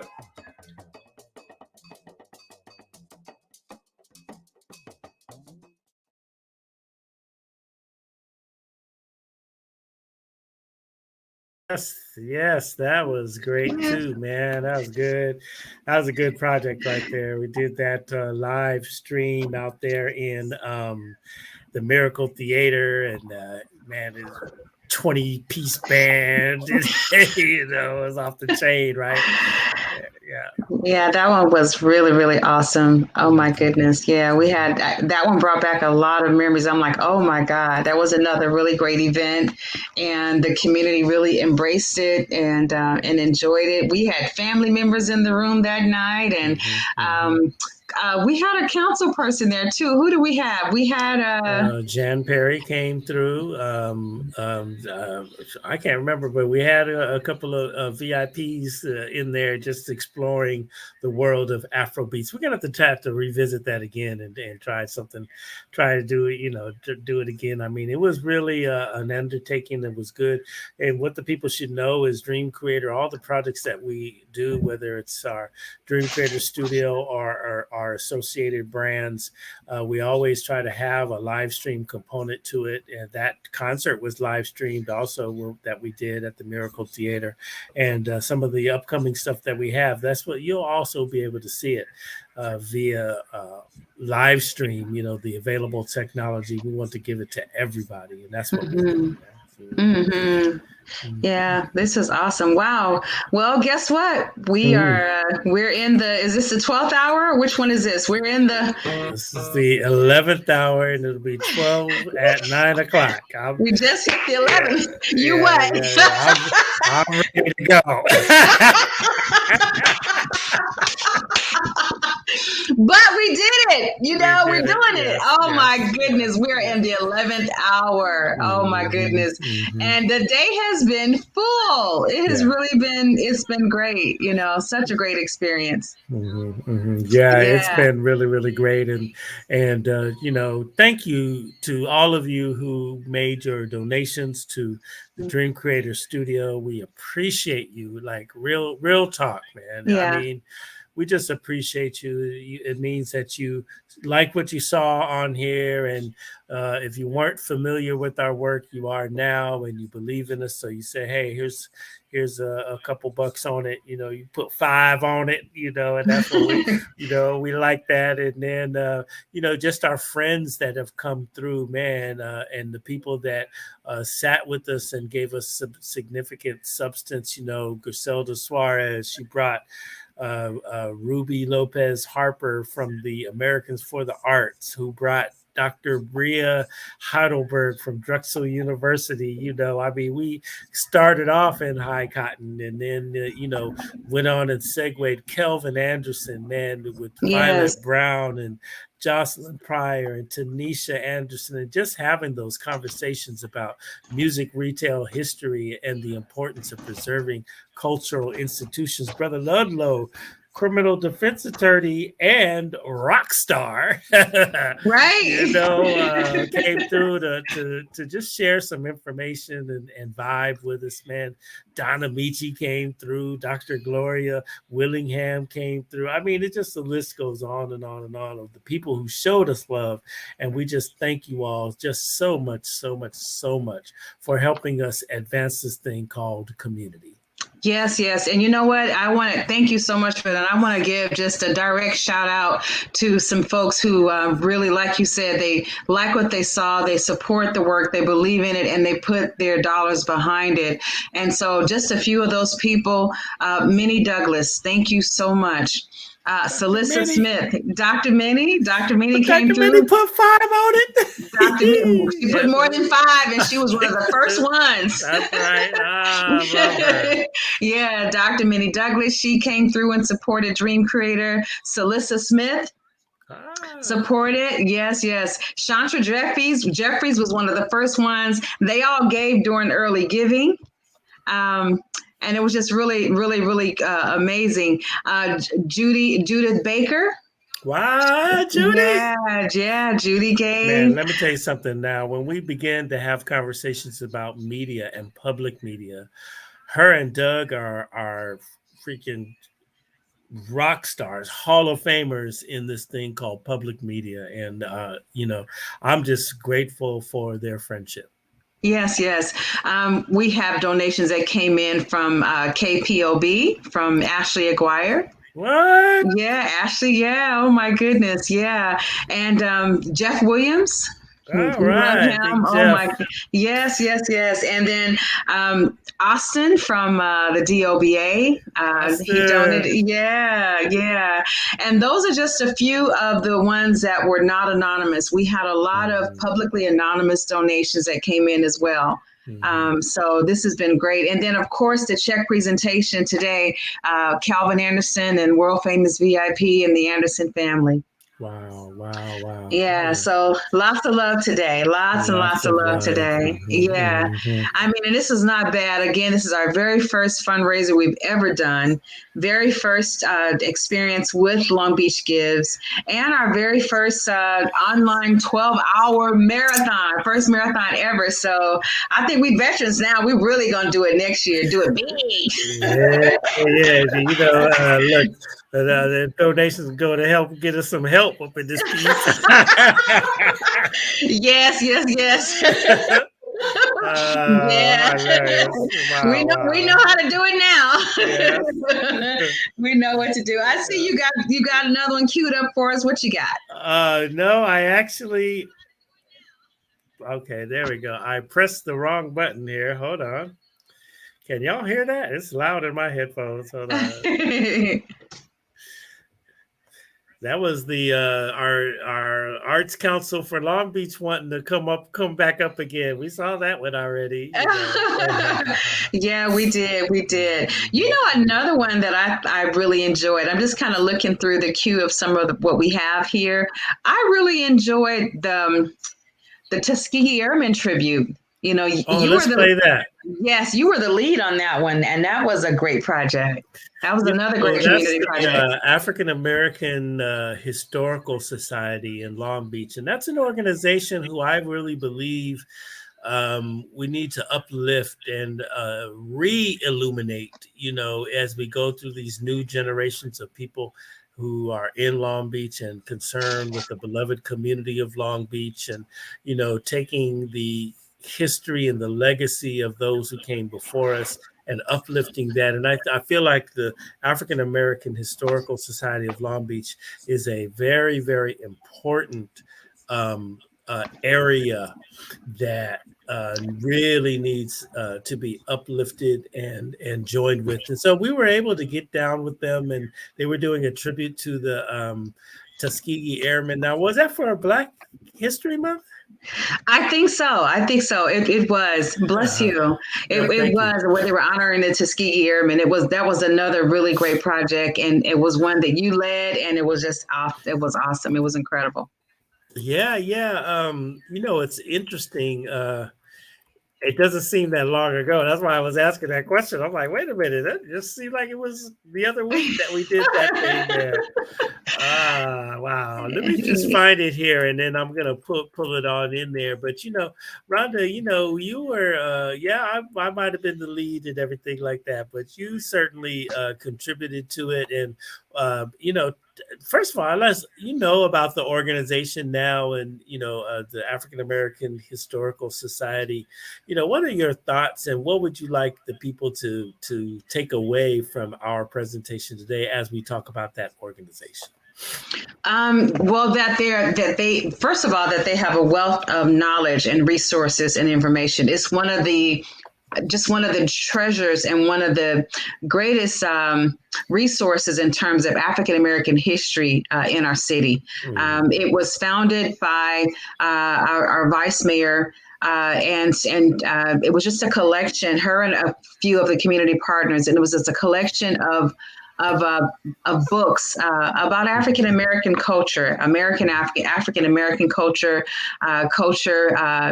abroad in terms of the African American diaspora, and just a great library of information that's available to the community. So I mean, I could speak on, but it's a huge treasure in terms of information and a great resource for our city and the community. Great resource for our city, and they had a great tribute to the Tuskegee Airmen. And let's just check that out right quick and see what it do. There we go. Can y'all see that? Okay. I can see it. Excellent. All right. So we're going to go right now and roll that beautiful bean footage.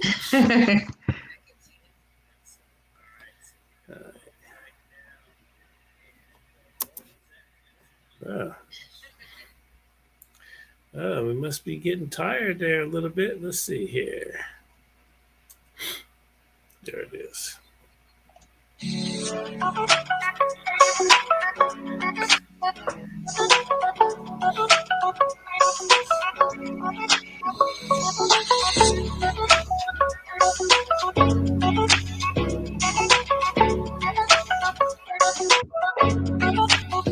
As the 1940s emerged, the world was at war.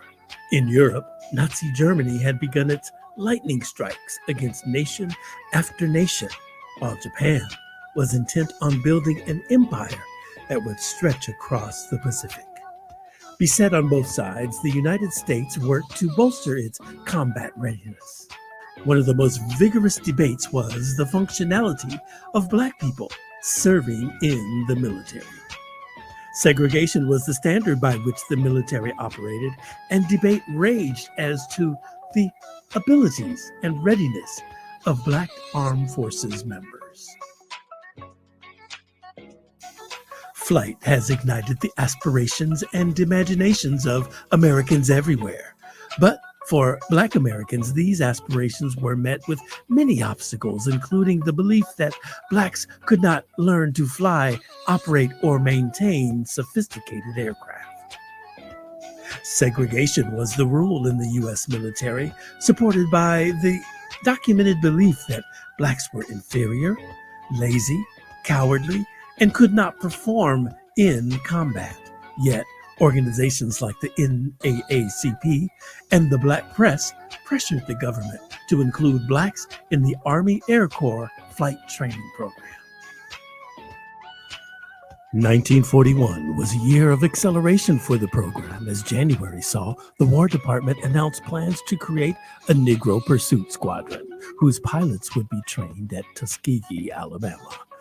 March 1941, the 99th Pursuit Squadron was constituted, and at the same time, a new air base detachment was constituted, which later became the 318th Air Base Squadron, and finally, the 318th Base Headquarters and Air Base Squadron, colored at Tuskegee. This would be the Tuskegee Airmen.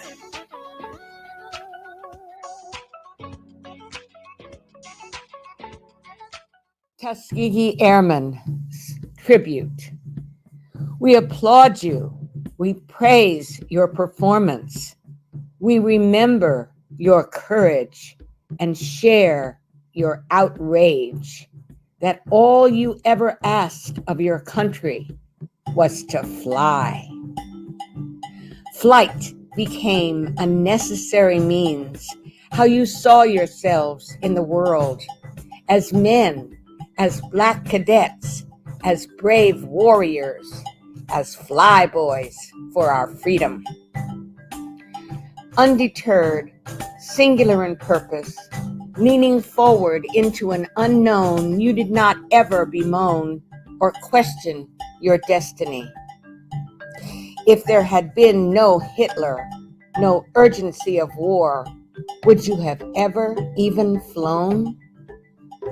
Rather, you embraced the uncertainty and flew the foreign skies for a freedom you had never even known at home.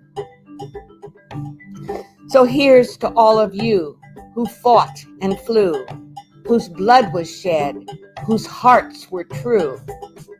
We lift you skyward with our heartfelt thanks and offer now our proud salute and celebrate the very best of each of you.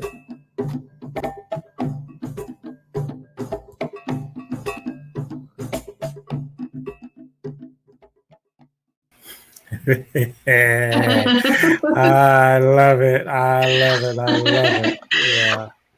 That's Talk really about good that stuff. one. Wow.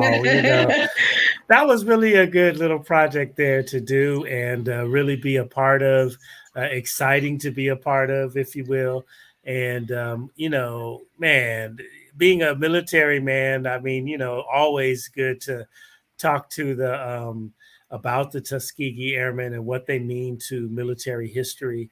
I could just go on and on and on. We had a great time with that and was able, really glad to contribute to the overall program that the African American Historical Society of Long Beach was putting together at that time. Yeah, absolutely. Absolutely. That was another great, a really great project. So yeah, I was just sitting here and this is the first time that we've able to just really almost showcase all the different projects that we've done and contributed to and partnered with and everything. We have really done a lot of community projects.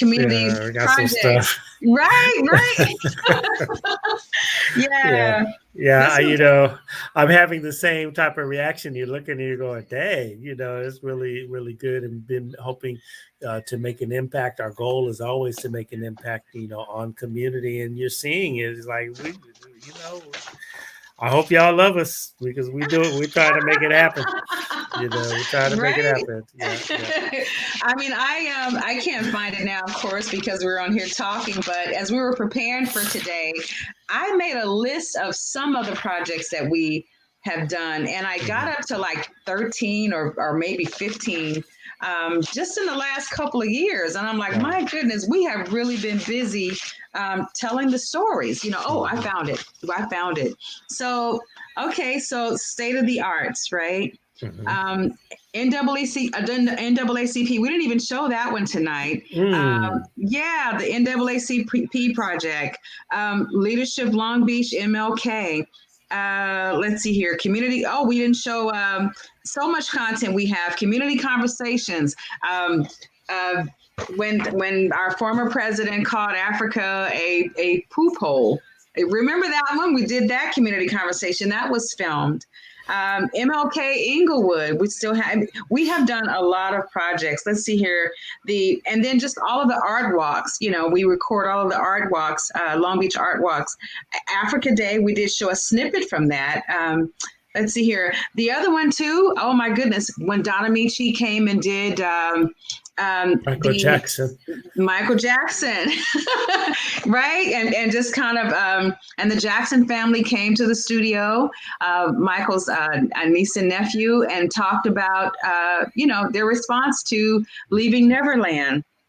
Then we have Bill Duke that we did. And then another one that we have that we didn't show, which was a community event, and so many people showed up, was your birthday. Remember? We shot your birthday as well. Wow. See? Yeah, that was a community event. Oh my goodness. And then Tulsa, we did Tulsa with Dr. Daniel.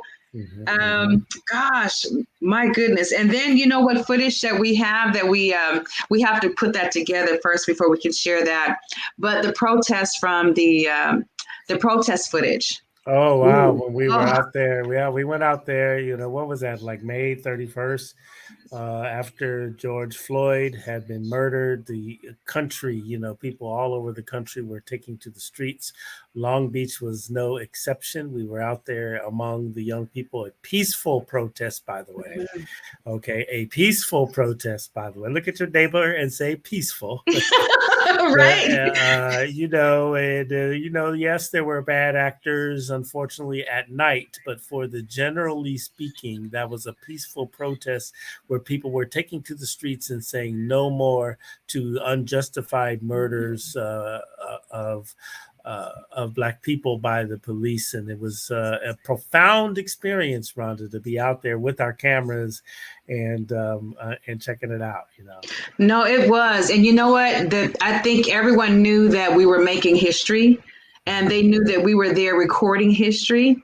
And I just remember when we were right there when there was like a sea of people, like hundreds coming towards us. What street were we on? Were we on Broadway? We were on Broadway and Pine. Okay, Broadway and Pine. And so they were coming towards us on Broadway. And I remember people holding up their signs and making sure that we got images of the sign. They were speaking into our cameras as they were walking past. And again, I think we all knew that we were being a part of history. Yeah. A part of history indeed, you know. This is really great stuff. You know, part of the Juneteenth experience that I like, it just kind of just popped up, you know, while we were talking here and looking at the last video, and that was the virtual art galleries. And, you know, because it came up, I would love to play one here for us just to look and see the little feature that we have as we do our digital things. You know, you have these virtual art galleries. You know, we haven't been able to get together and see the art, but we've been able to get renowned artists and talk to them about their art. And, you know, this one that I have right here on the page there is Buena Johnson, and I just love the piece. Rhonda, you did an excellent job in talking to her about her art and showing, you know, featuring the art in a space when we could not get together, but using the available technology to share the artful expressions of Buena Johnson. So if you don't mind, I'm gonna jump right on into that. All right, let's just roll that beautiful footage. Let's do it. Let's see what happens here. There it is. They need one more button on here to make it seamless. Come on, StreamYard, let's get it. Okay, here we go. All right.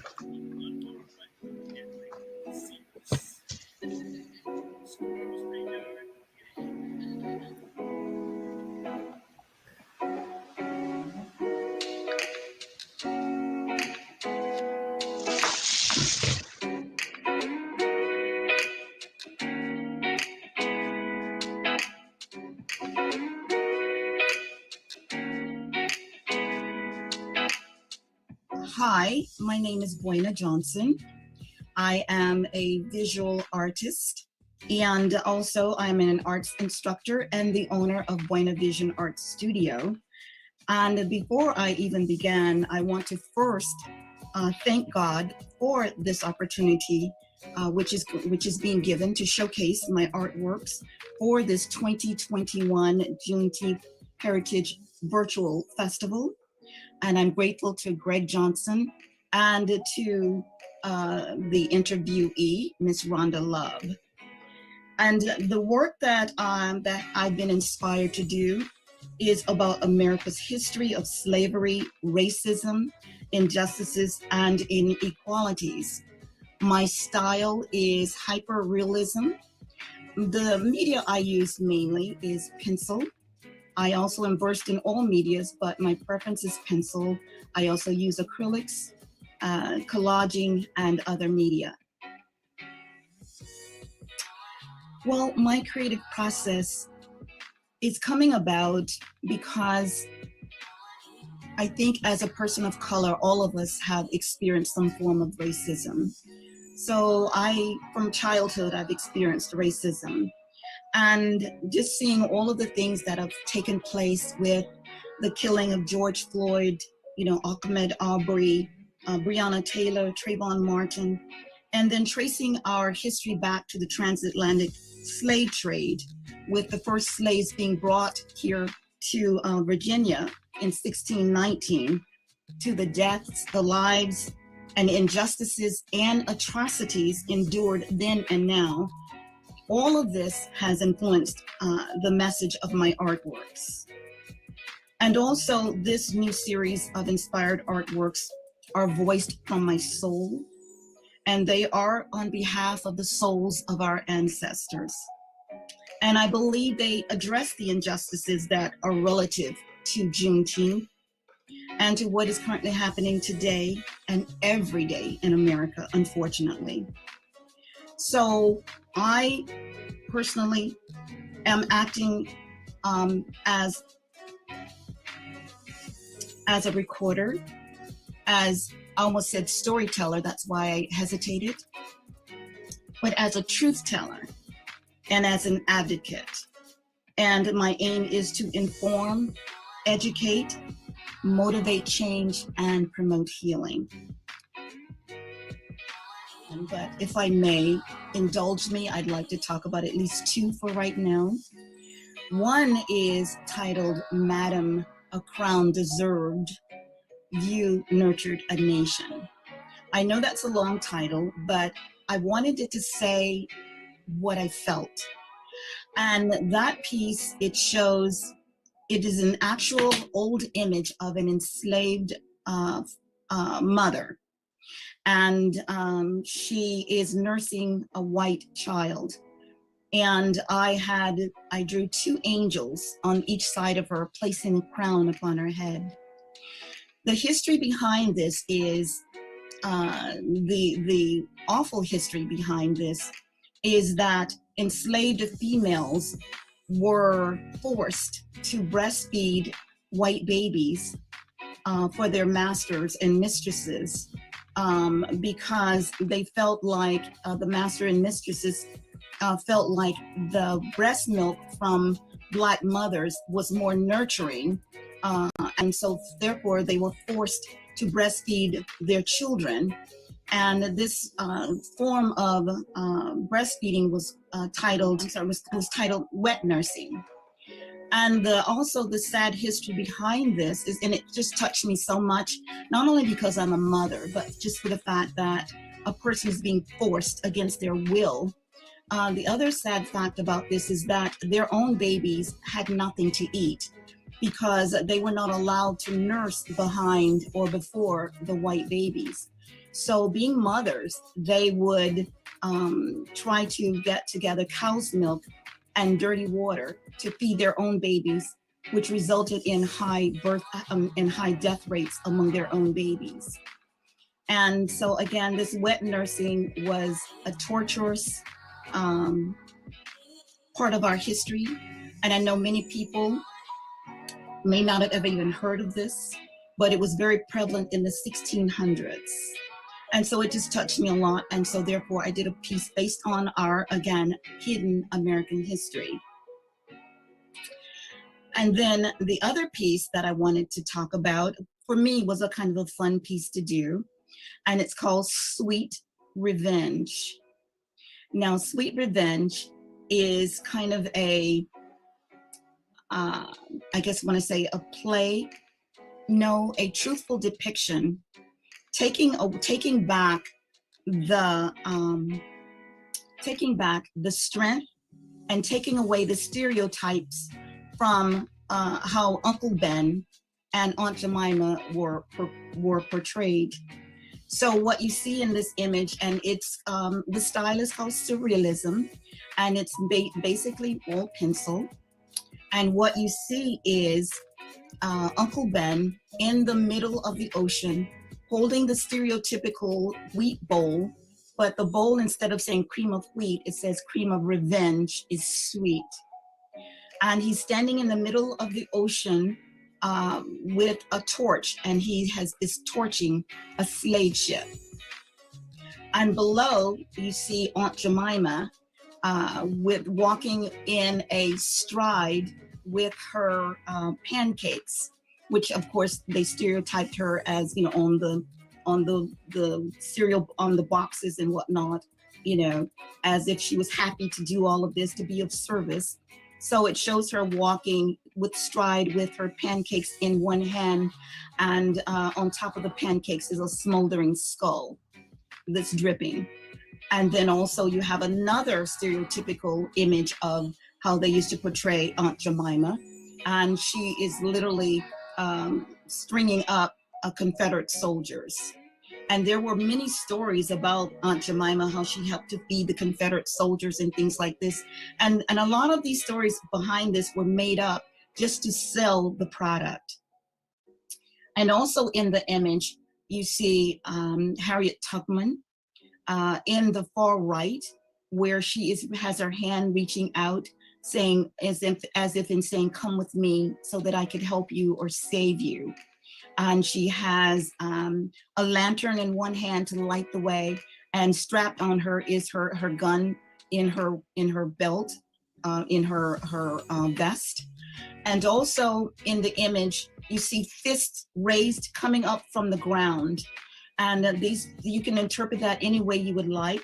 But for me as the artist, and I do want you to liberally interpret what you see, to me, the fist raised coming up out of the ground not only represents, you know, saying power, but also as if saying, thank you for avenging us, or as if rooting the what's going on, you know, above ground, rooting them and avenging their deaths of however they may have died, whether they were lynched or worked to death or, you know, committed suicide or whatever. So to me, those are two very powerful pieces that mean a lot, that came from my soul, that actually poured into me. As I stated, they were inspired, I believe, from our ancestors.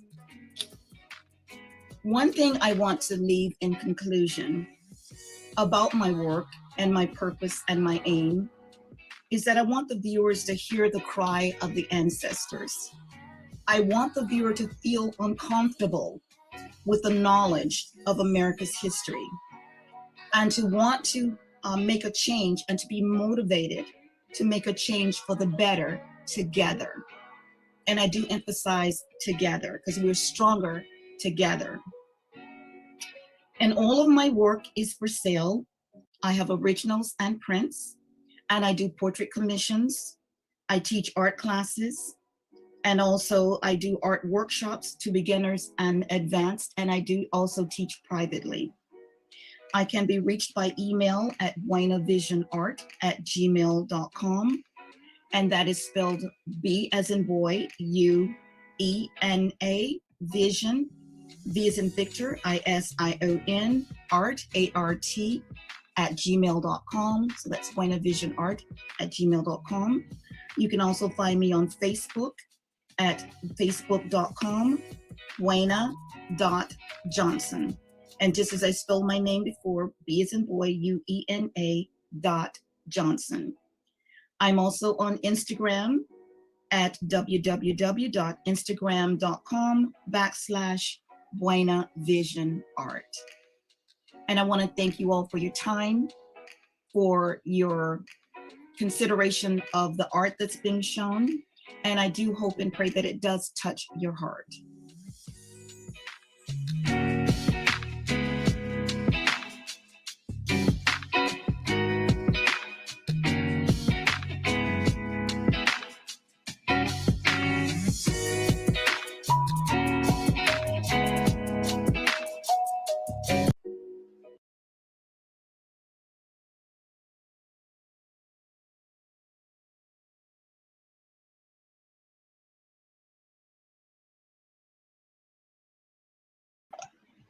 for a moment. I think I'm here. Am I here? You're here. Awesome All sauce. right. That was good, right? Yeah, that was a fun project. You know, we got another one out there with Brother Muhammad. Hold on a minute. I think I do have him. We got to do Muhammad. You know, Wow. let me tell you all about this brother here. You know, Muhammad Mubarak is a good friend of mine, and you know, you know, where I used to work at the radio station, it was such the epicenter of Black consciousness, Black life, Black history, as a radio station owned by Stevie Wonder, right, and being in the center of the African American community. You meet these people who are like there at these monumental, you know, events that happen in, you know, along the Black historical timeline, you know. So Muhammad Mubarak is one of those guys. So when we begin to talk about the Black Panther Party, right, and then, you know, in LA there was a shootout, famous shootout between the Black Panther Party and the Los Angeles Police Department at 41st and Central in LA. There's been documentaries about that incident and movies and just a lot of there. And I was, you know, talking about that event with Muhammad Mubarak one time, and he looked at me and says, "Yeah, I was there." Well, all right. You know, and it's just really, really something. So, you know, you see the brothers and sisters that were in the struggle, that were actually there when they were younger and actually making some stuff happen in terms of, you know, just being there, you know, with the Black Panther Party and seeing what they saw and standing for what they stood for is a really, really something. Let me just get that queued up so we can see his artwork. He's an artist now, a very fantastic artist. And, you know, Rhonda, I'm trying to get him to come out to Long Beach so we can do a proper showing with him at one of our pieces here, one of our little shows. But let me just get him all queued up. Awesome. Let's do it. Muhammad, love his work. Yeah, he's incredible, incredible, incredible. Yes, And, yes, well, yes. on this one, we caught him in the car, didn't we? We did. You interviewed him for this one. I remember that. Yeah. Wow. Yeah. Okay. Here we go.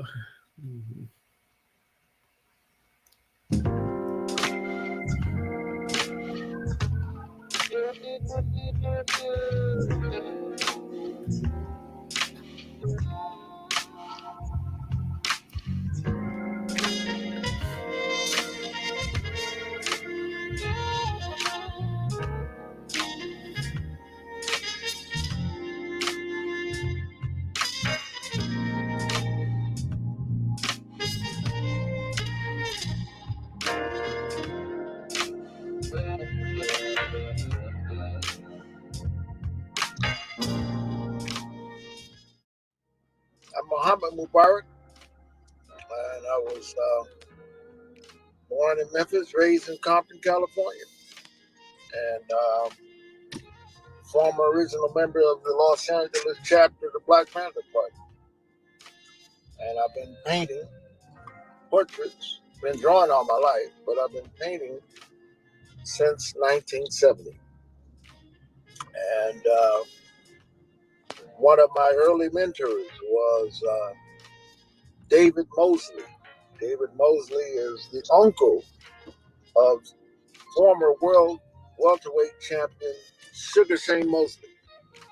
And I met David after I left the Black Panther Party and hooked up with him. He's one of the greatest artists in this town.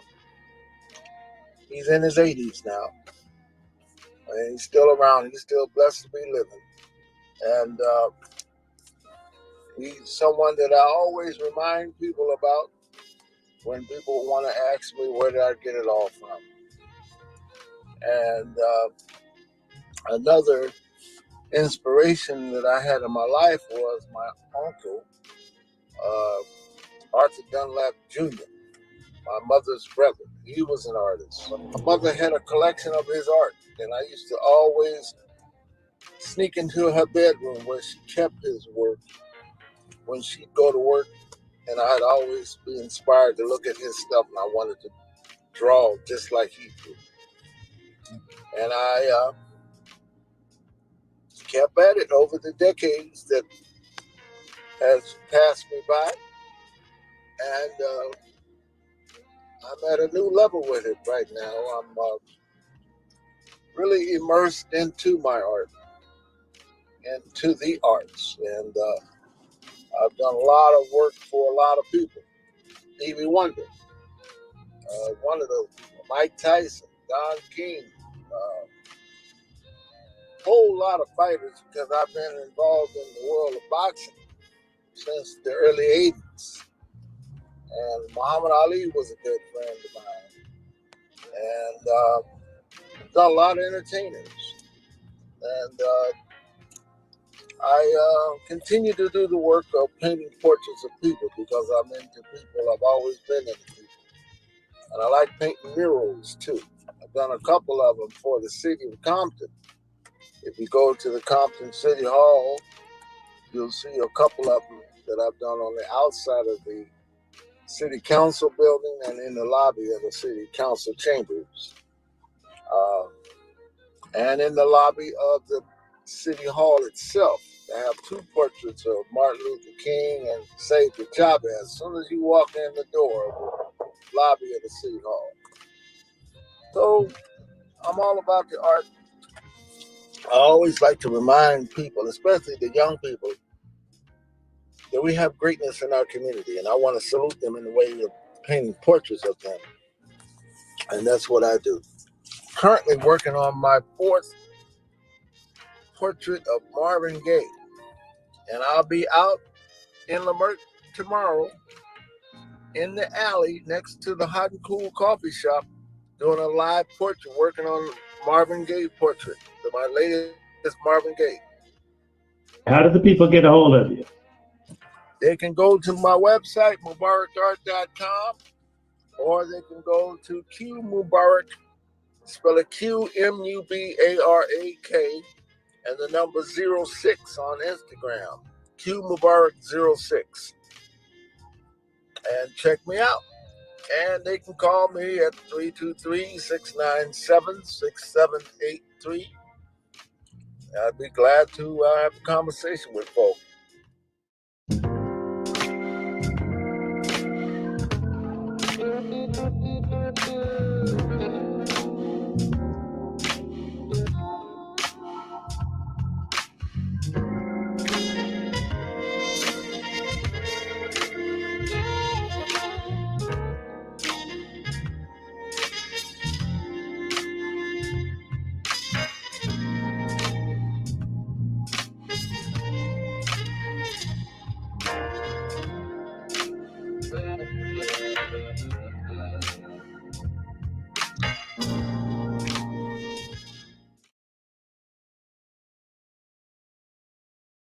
That's all I know. That was really great.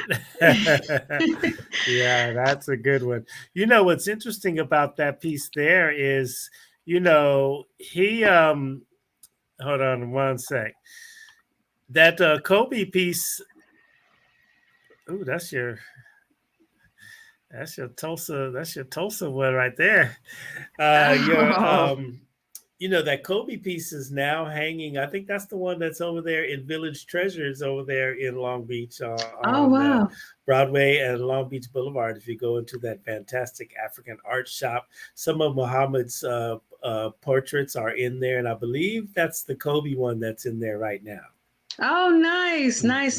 He does amazing work, and just felt like we were sitting with, we were sitting with a legend, and you could feel it. You know, just a wealth of history. I mean, he knew Muhammad Ali. I mean, he just knew some of the greats. You know, and just took his talent to just to build, to add to their legacies, and just really great. And a genuinely good brother. I've been knowing Muhammad Mubarak since before Muhammad Mubarak. I know his government name. I was going to say, that sounds like a story right there. Yeah. Good stuff. Good stuff. Awesome. Greg J, it is 8:45. Wow. We are in the 11th hour, 15 minutes away from a 12-hour online marathon. Can you believe it? I can. I better believe it because we've been at it over here. Really, really, really good stuff. And really, what fun though! Like real talk is just really good fun, and for a great cause. Not only just for us. I mean, I think, like I said before, thank you for the support, and we definitely needed it going to good use, and as we emerge as a effective community organization. But for the other, nonprofits all around the city, Arts Council for Long Beach and Leadership Long Beach, all the people that we touch, thank you for supporting them as well. Yeah, absolutely. It's a great day in the city. And I know you got some more beautiful footage for us. And I wanted to just get a count really quick just to see where we are in Long Beach Give. And it's given, oh, wow. 1.6 million. 1,611,027 is where we are right now as we speak as a city. Wow. What a testament to, people want to give back. Even in these strenuous times, people want to give back. And that says a lot.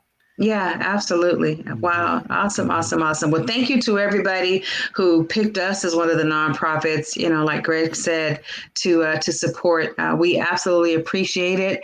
And we will continue to do this good work with your support. So thank you. Yes. And so, let me do this. When we did the Martin Luther King piece, we were really honored to have the involvement of a friend of mine, and he's a great artist. Hold on a minute. He's a great artist, and always takes my calls to see if he could be a part of something that we're doing. And him, and I just want to share a little bit of his performance during the Martin Luther King virtual event because it was off the chain. And I think because it was that we saved it to the end of that more than 2-hour broadcast, it probably didn't really get the views that it should have, but it was a phenomenal performance that he did for us. And that is none other than Kenny Lattimore, Yeah. I think it's a great way of closing out this one here, this 12-hour marathon for sure, especially after just hearing all that nice melodic music, complimenting the artist pieces that we did there. Coming after that with some Kenny Lattimore, I think it'll be right on time. Yeah, it's got a dope there, Yeah. So we're going to close out here, let you vibe out on Kenny Lattimore. Again, thank you all so much. Man, I've been sitting up here for 12 hours in front of this computer screen, linking up with y'all. Yes, absolutely. All right, y'all. Listen, love one another. I'm reporting live from Dream Creator Studio. Where am I recording live from? Dream Creator Studio. That's it. Yes. All right, y'all. Man, thank you all so much for getting down with us on this Long Beach Gives. Yeah, peace and blessings. Kenny's going to take us out. Again, we can't thank you enough. A million thanks to you. And we will see you around the city, see you around the community, see you around the digital space, social media, websites, everywhere. And to be continued. So thank you so very much. Don't forget, follow Dream Creator. That's Dream Creator with the K. All over social media. You can keep up with what we're doing through that space. Listen to us on our online radio station, Beach City Radio. Check us out at Coffee Conversations with Greg J. All that stuff. We just got a bunch of stuff. Just tap into us and then find out. And then when we do our art walks and our art exhibits and all that, come through, give us a high five, show us some love, because we sure enough going to show you all some love. Okay. All right, here we go, Rhonda. All right, let it roll. Bye, everybody.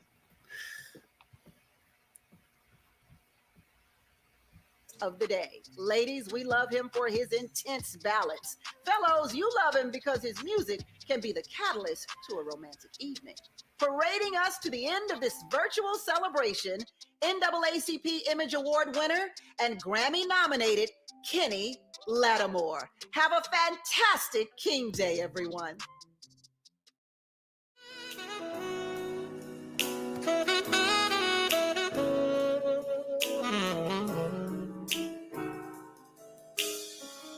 These actions gon' stick, baby, 'cause my words got weight. We can't neglect the patience that it's gon' take. I swim through your mind, I won't control you. Love's a destination, right to. This could be so simple. You got me, I got you. What your heart needs, I'll feed you. What makes me wanna please you, forever be here.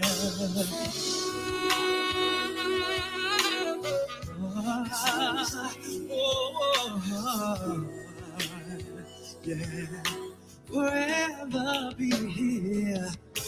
Let's make love a thing again. Anything broken I can mend. I wanna prove to you how.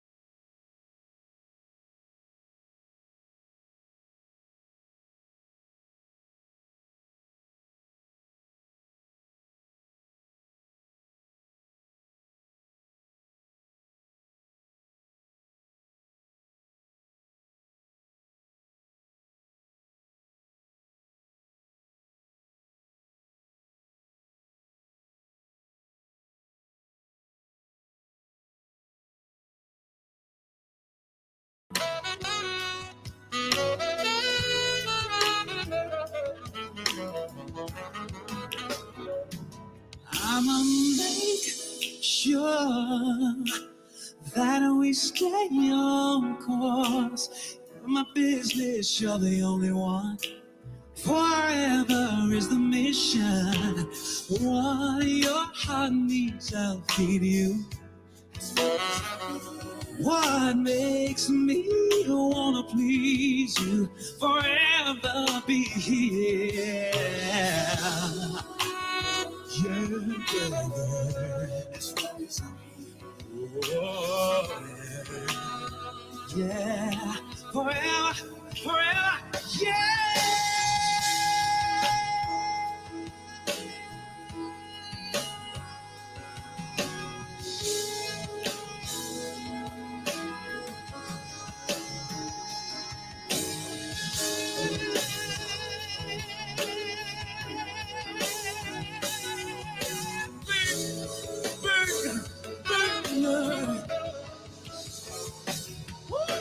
What your heart needs, I'll feed you.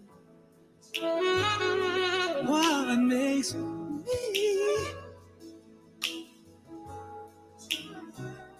what makes me, girl, what makes me wanna please you. Yeah, yeah, yeah, yeah, yeah. I wanna please you. I wanna please you. I wanna please you. You.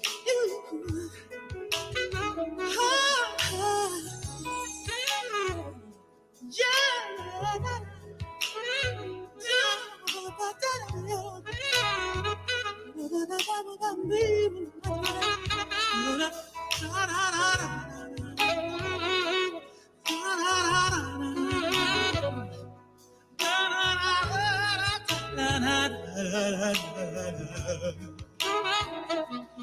I'ma make sure that we stay on course.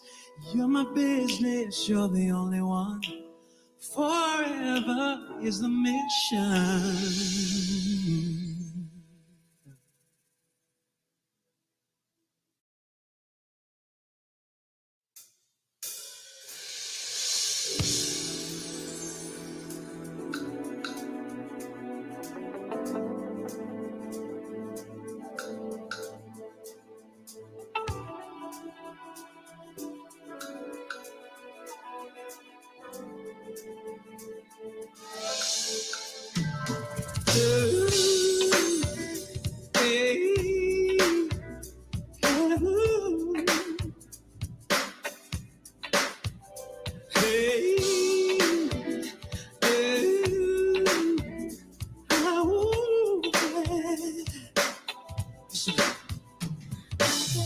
On my mind, yeah, yeah. I'm not too busy for you. I'm not too busy feeling alone. I'm not too busy for you. I'm not too busy. Girl, when we first started, we were spending all our time together in love. Now we're growing on and you're afraid of losing me. But don't be.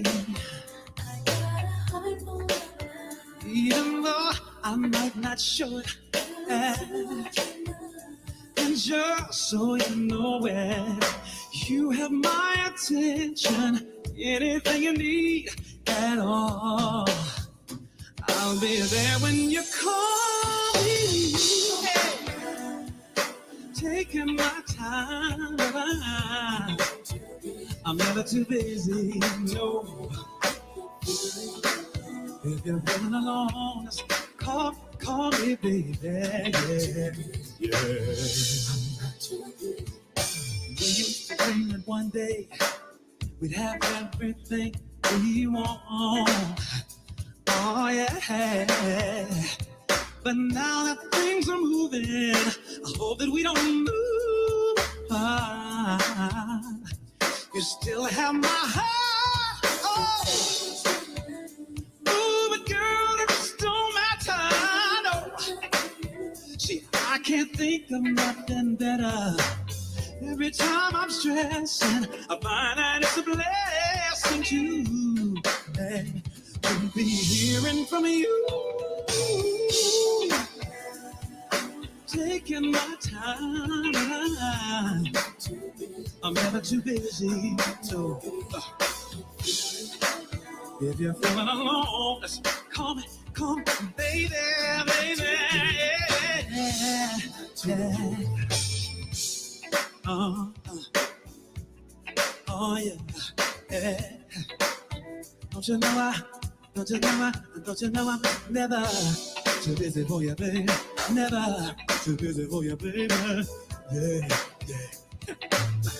Whenever you need me, I'll be taking time. Yes, I will. And all you gotta do is just call. And I'll come running just to be with you, babe. You know, I don't mind. So I'll be making time. Yes, I will. Yes, I will. Yes, I will.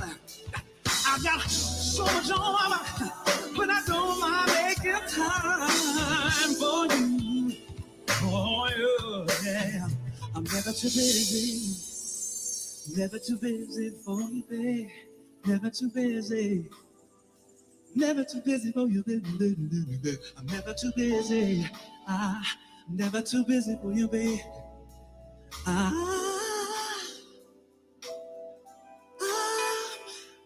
not too busy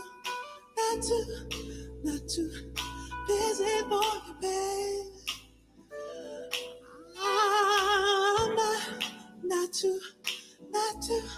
I'm not too busy crazy for you, baby. I like that old thing. Like, I like the way you comb your hair. I like the stylish clothes you wear. It's just the little things you do that shows how much you really care. Like when I'm all alone with you, you know exactly what to do. You put that fire inside of me and make it more than a dream.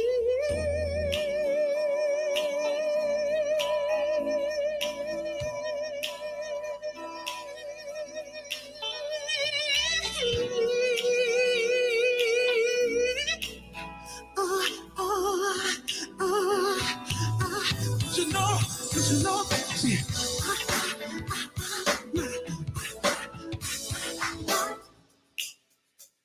never too good.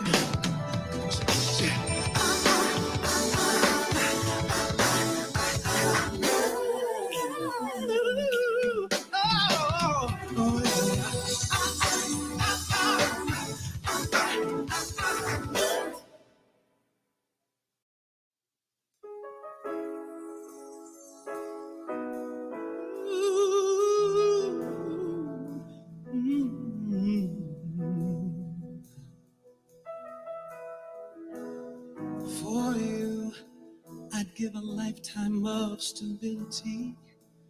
Anything you want of me. Nothing is impossible for you. There are no words or ways to show my love or all the thoughts I'm thinking of. 'Cause this life is no good alone. Since we've become one, I may not change. Everything I do now makes sense. All the roads end, all I do is for you.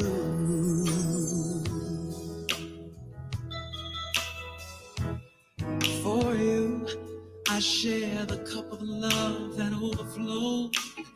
Anyone who knows us knows that I would change all faults I have for you. There is no low or higher in between of my heart that you haven't seen. 'Cause I share all I have and that nothing I've said's hard to understand. All I feel deeper still, and always will. See, all this love is for you.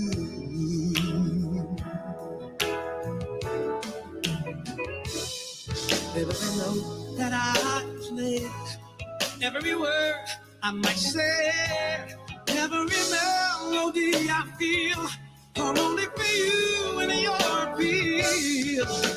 Every page that I write, every day of my life would not be filled without the things that my love for you.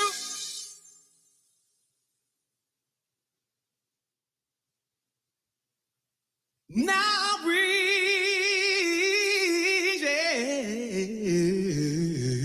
yeah.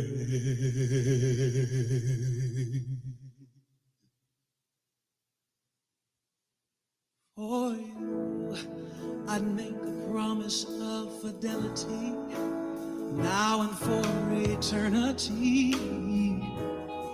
See, no one could replace this vow for you. I take your hand and heart and everything, and add to them a wedding ring. See, this life is no good alone. Since we become one, you're all I know. If you feel it, should leave, I die. And here's why. All I ask for you. Everything I do now makes so much sense. All those things, all I do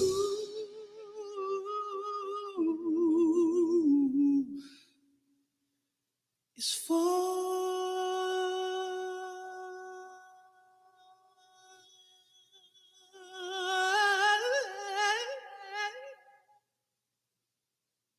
you.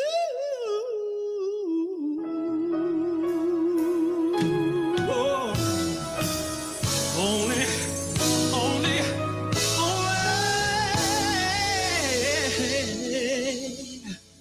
for you.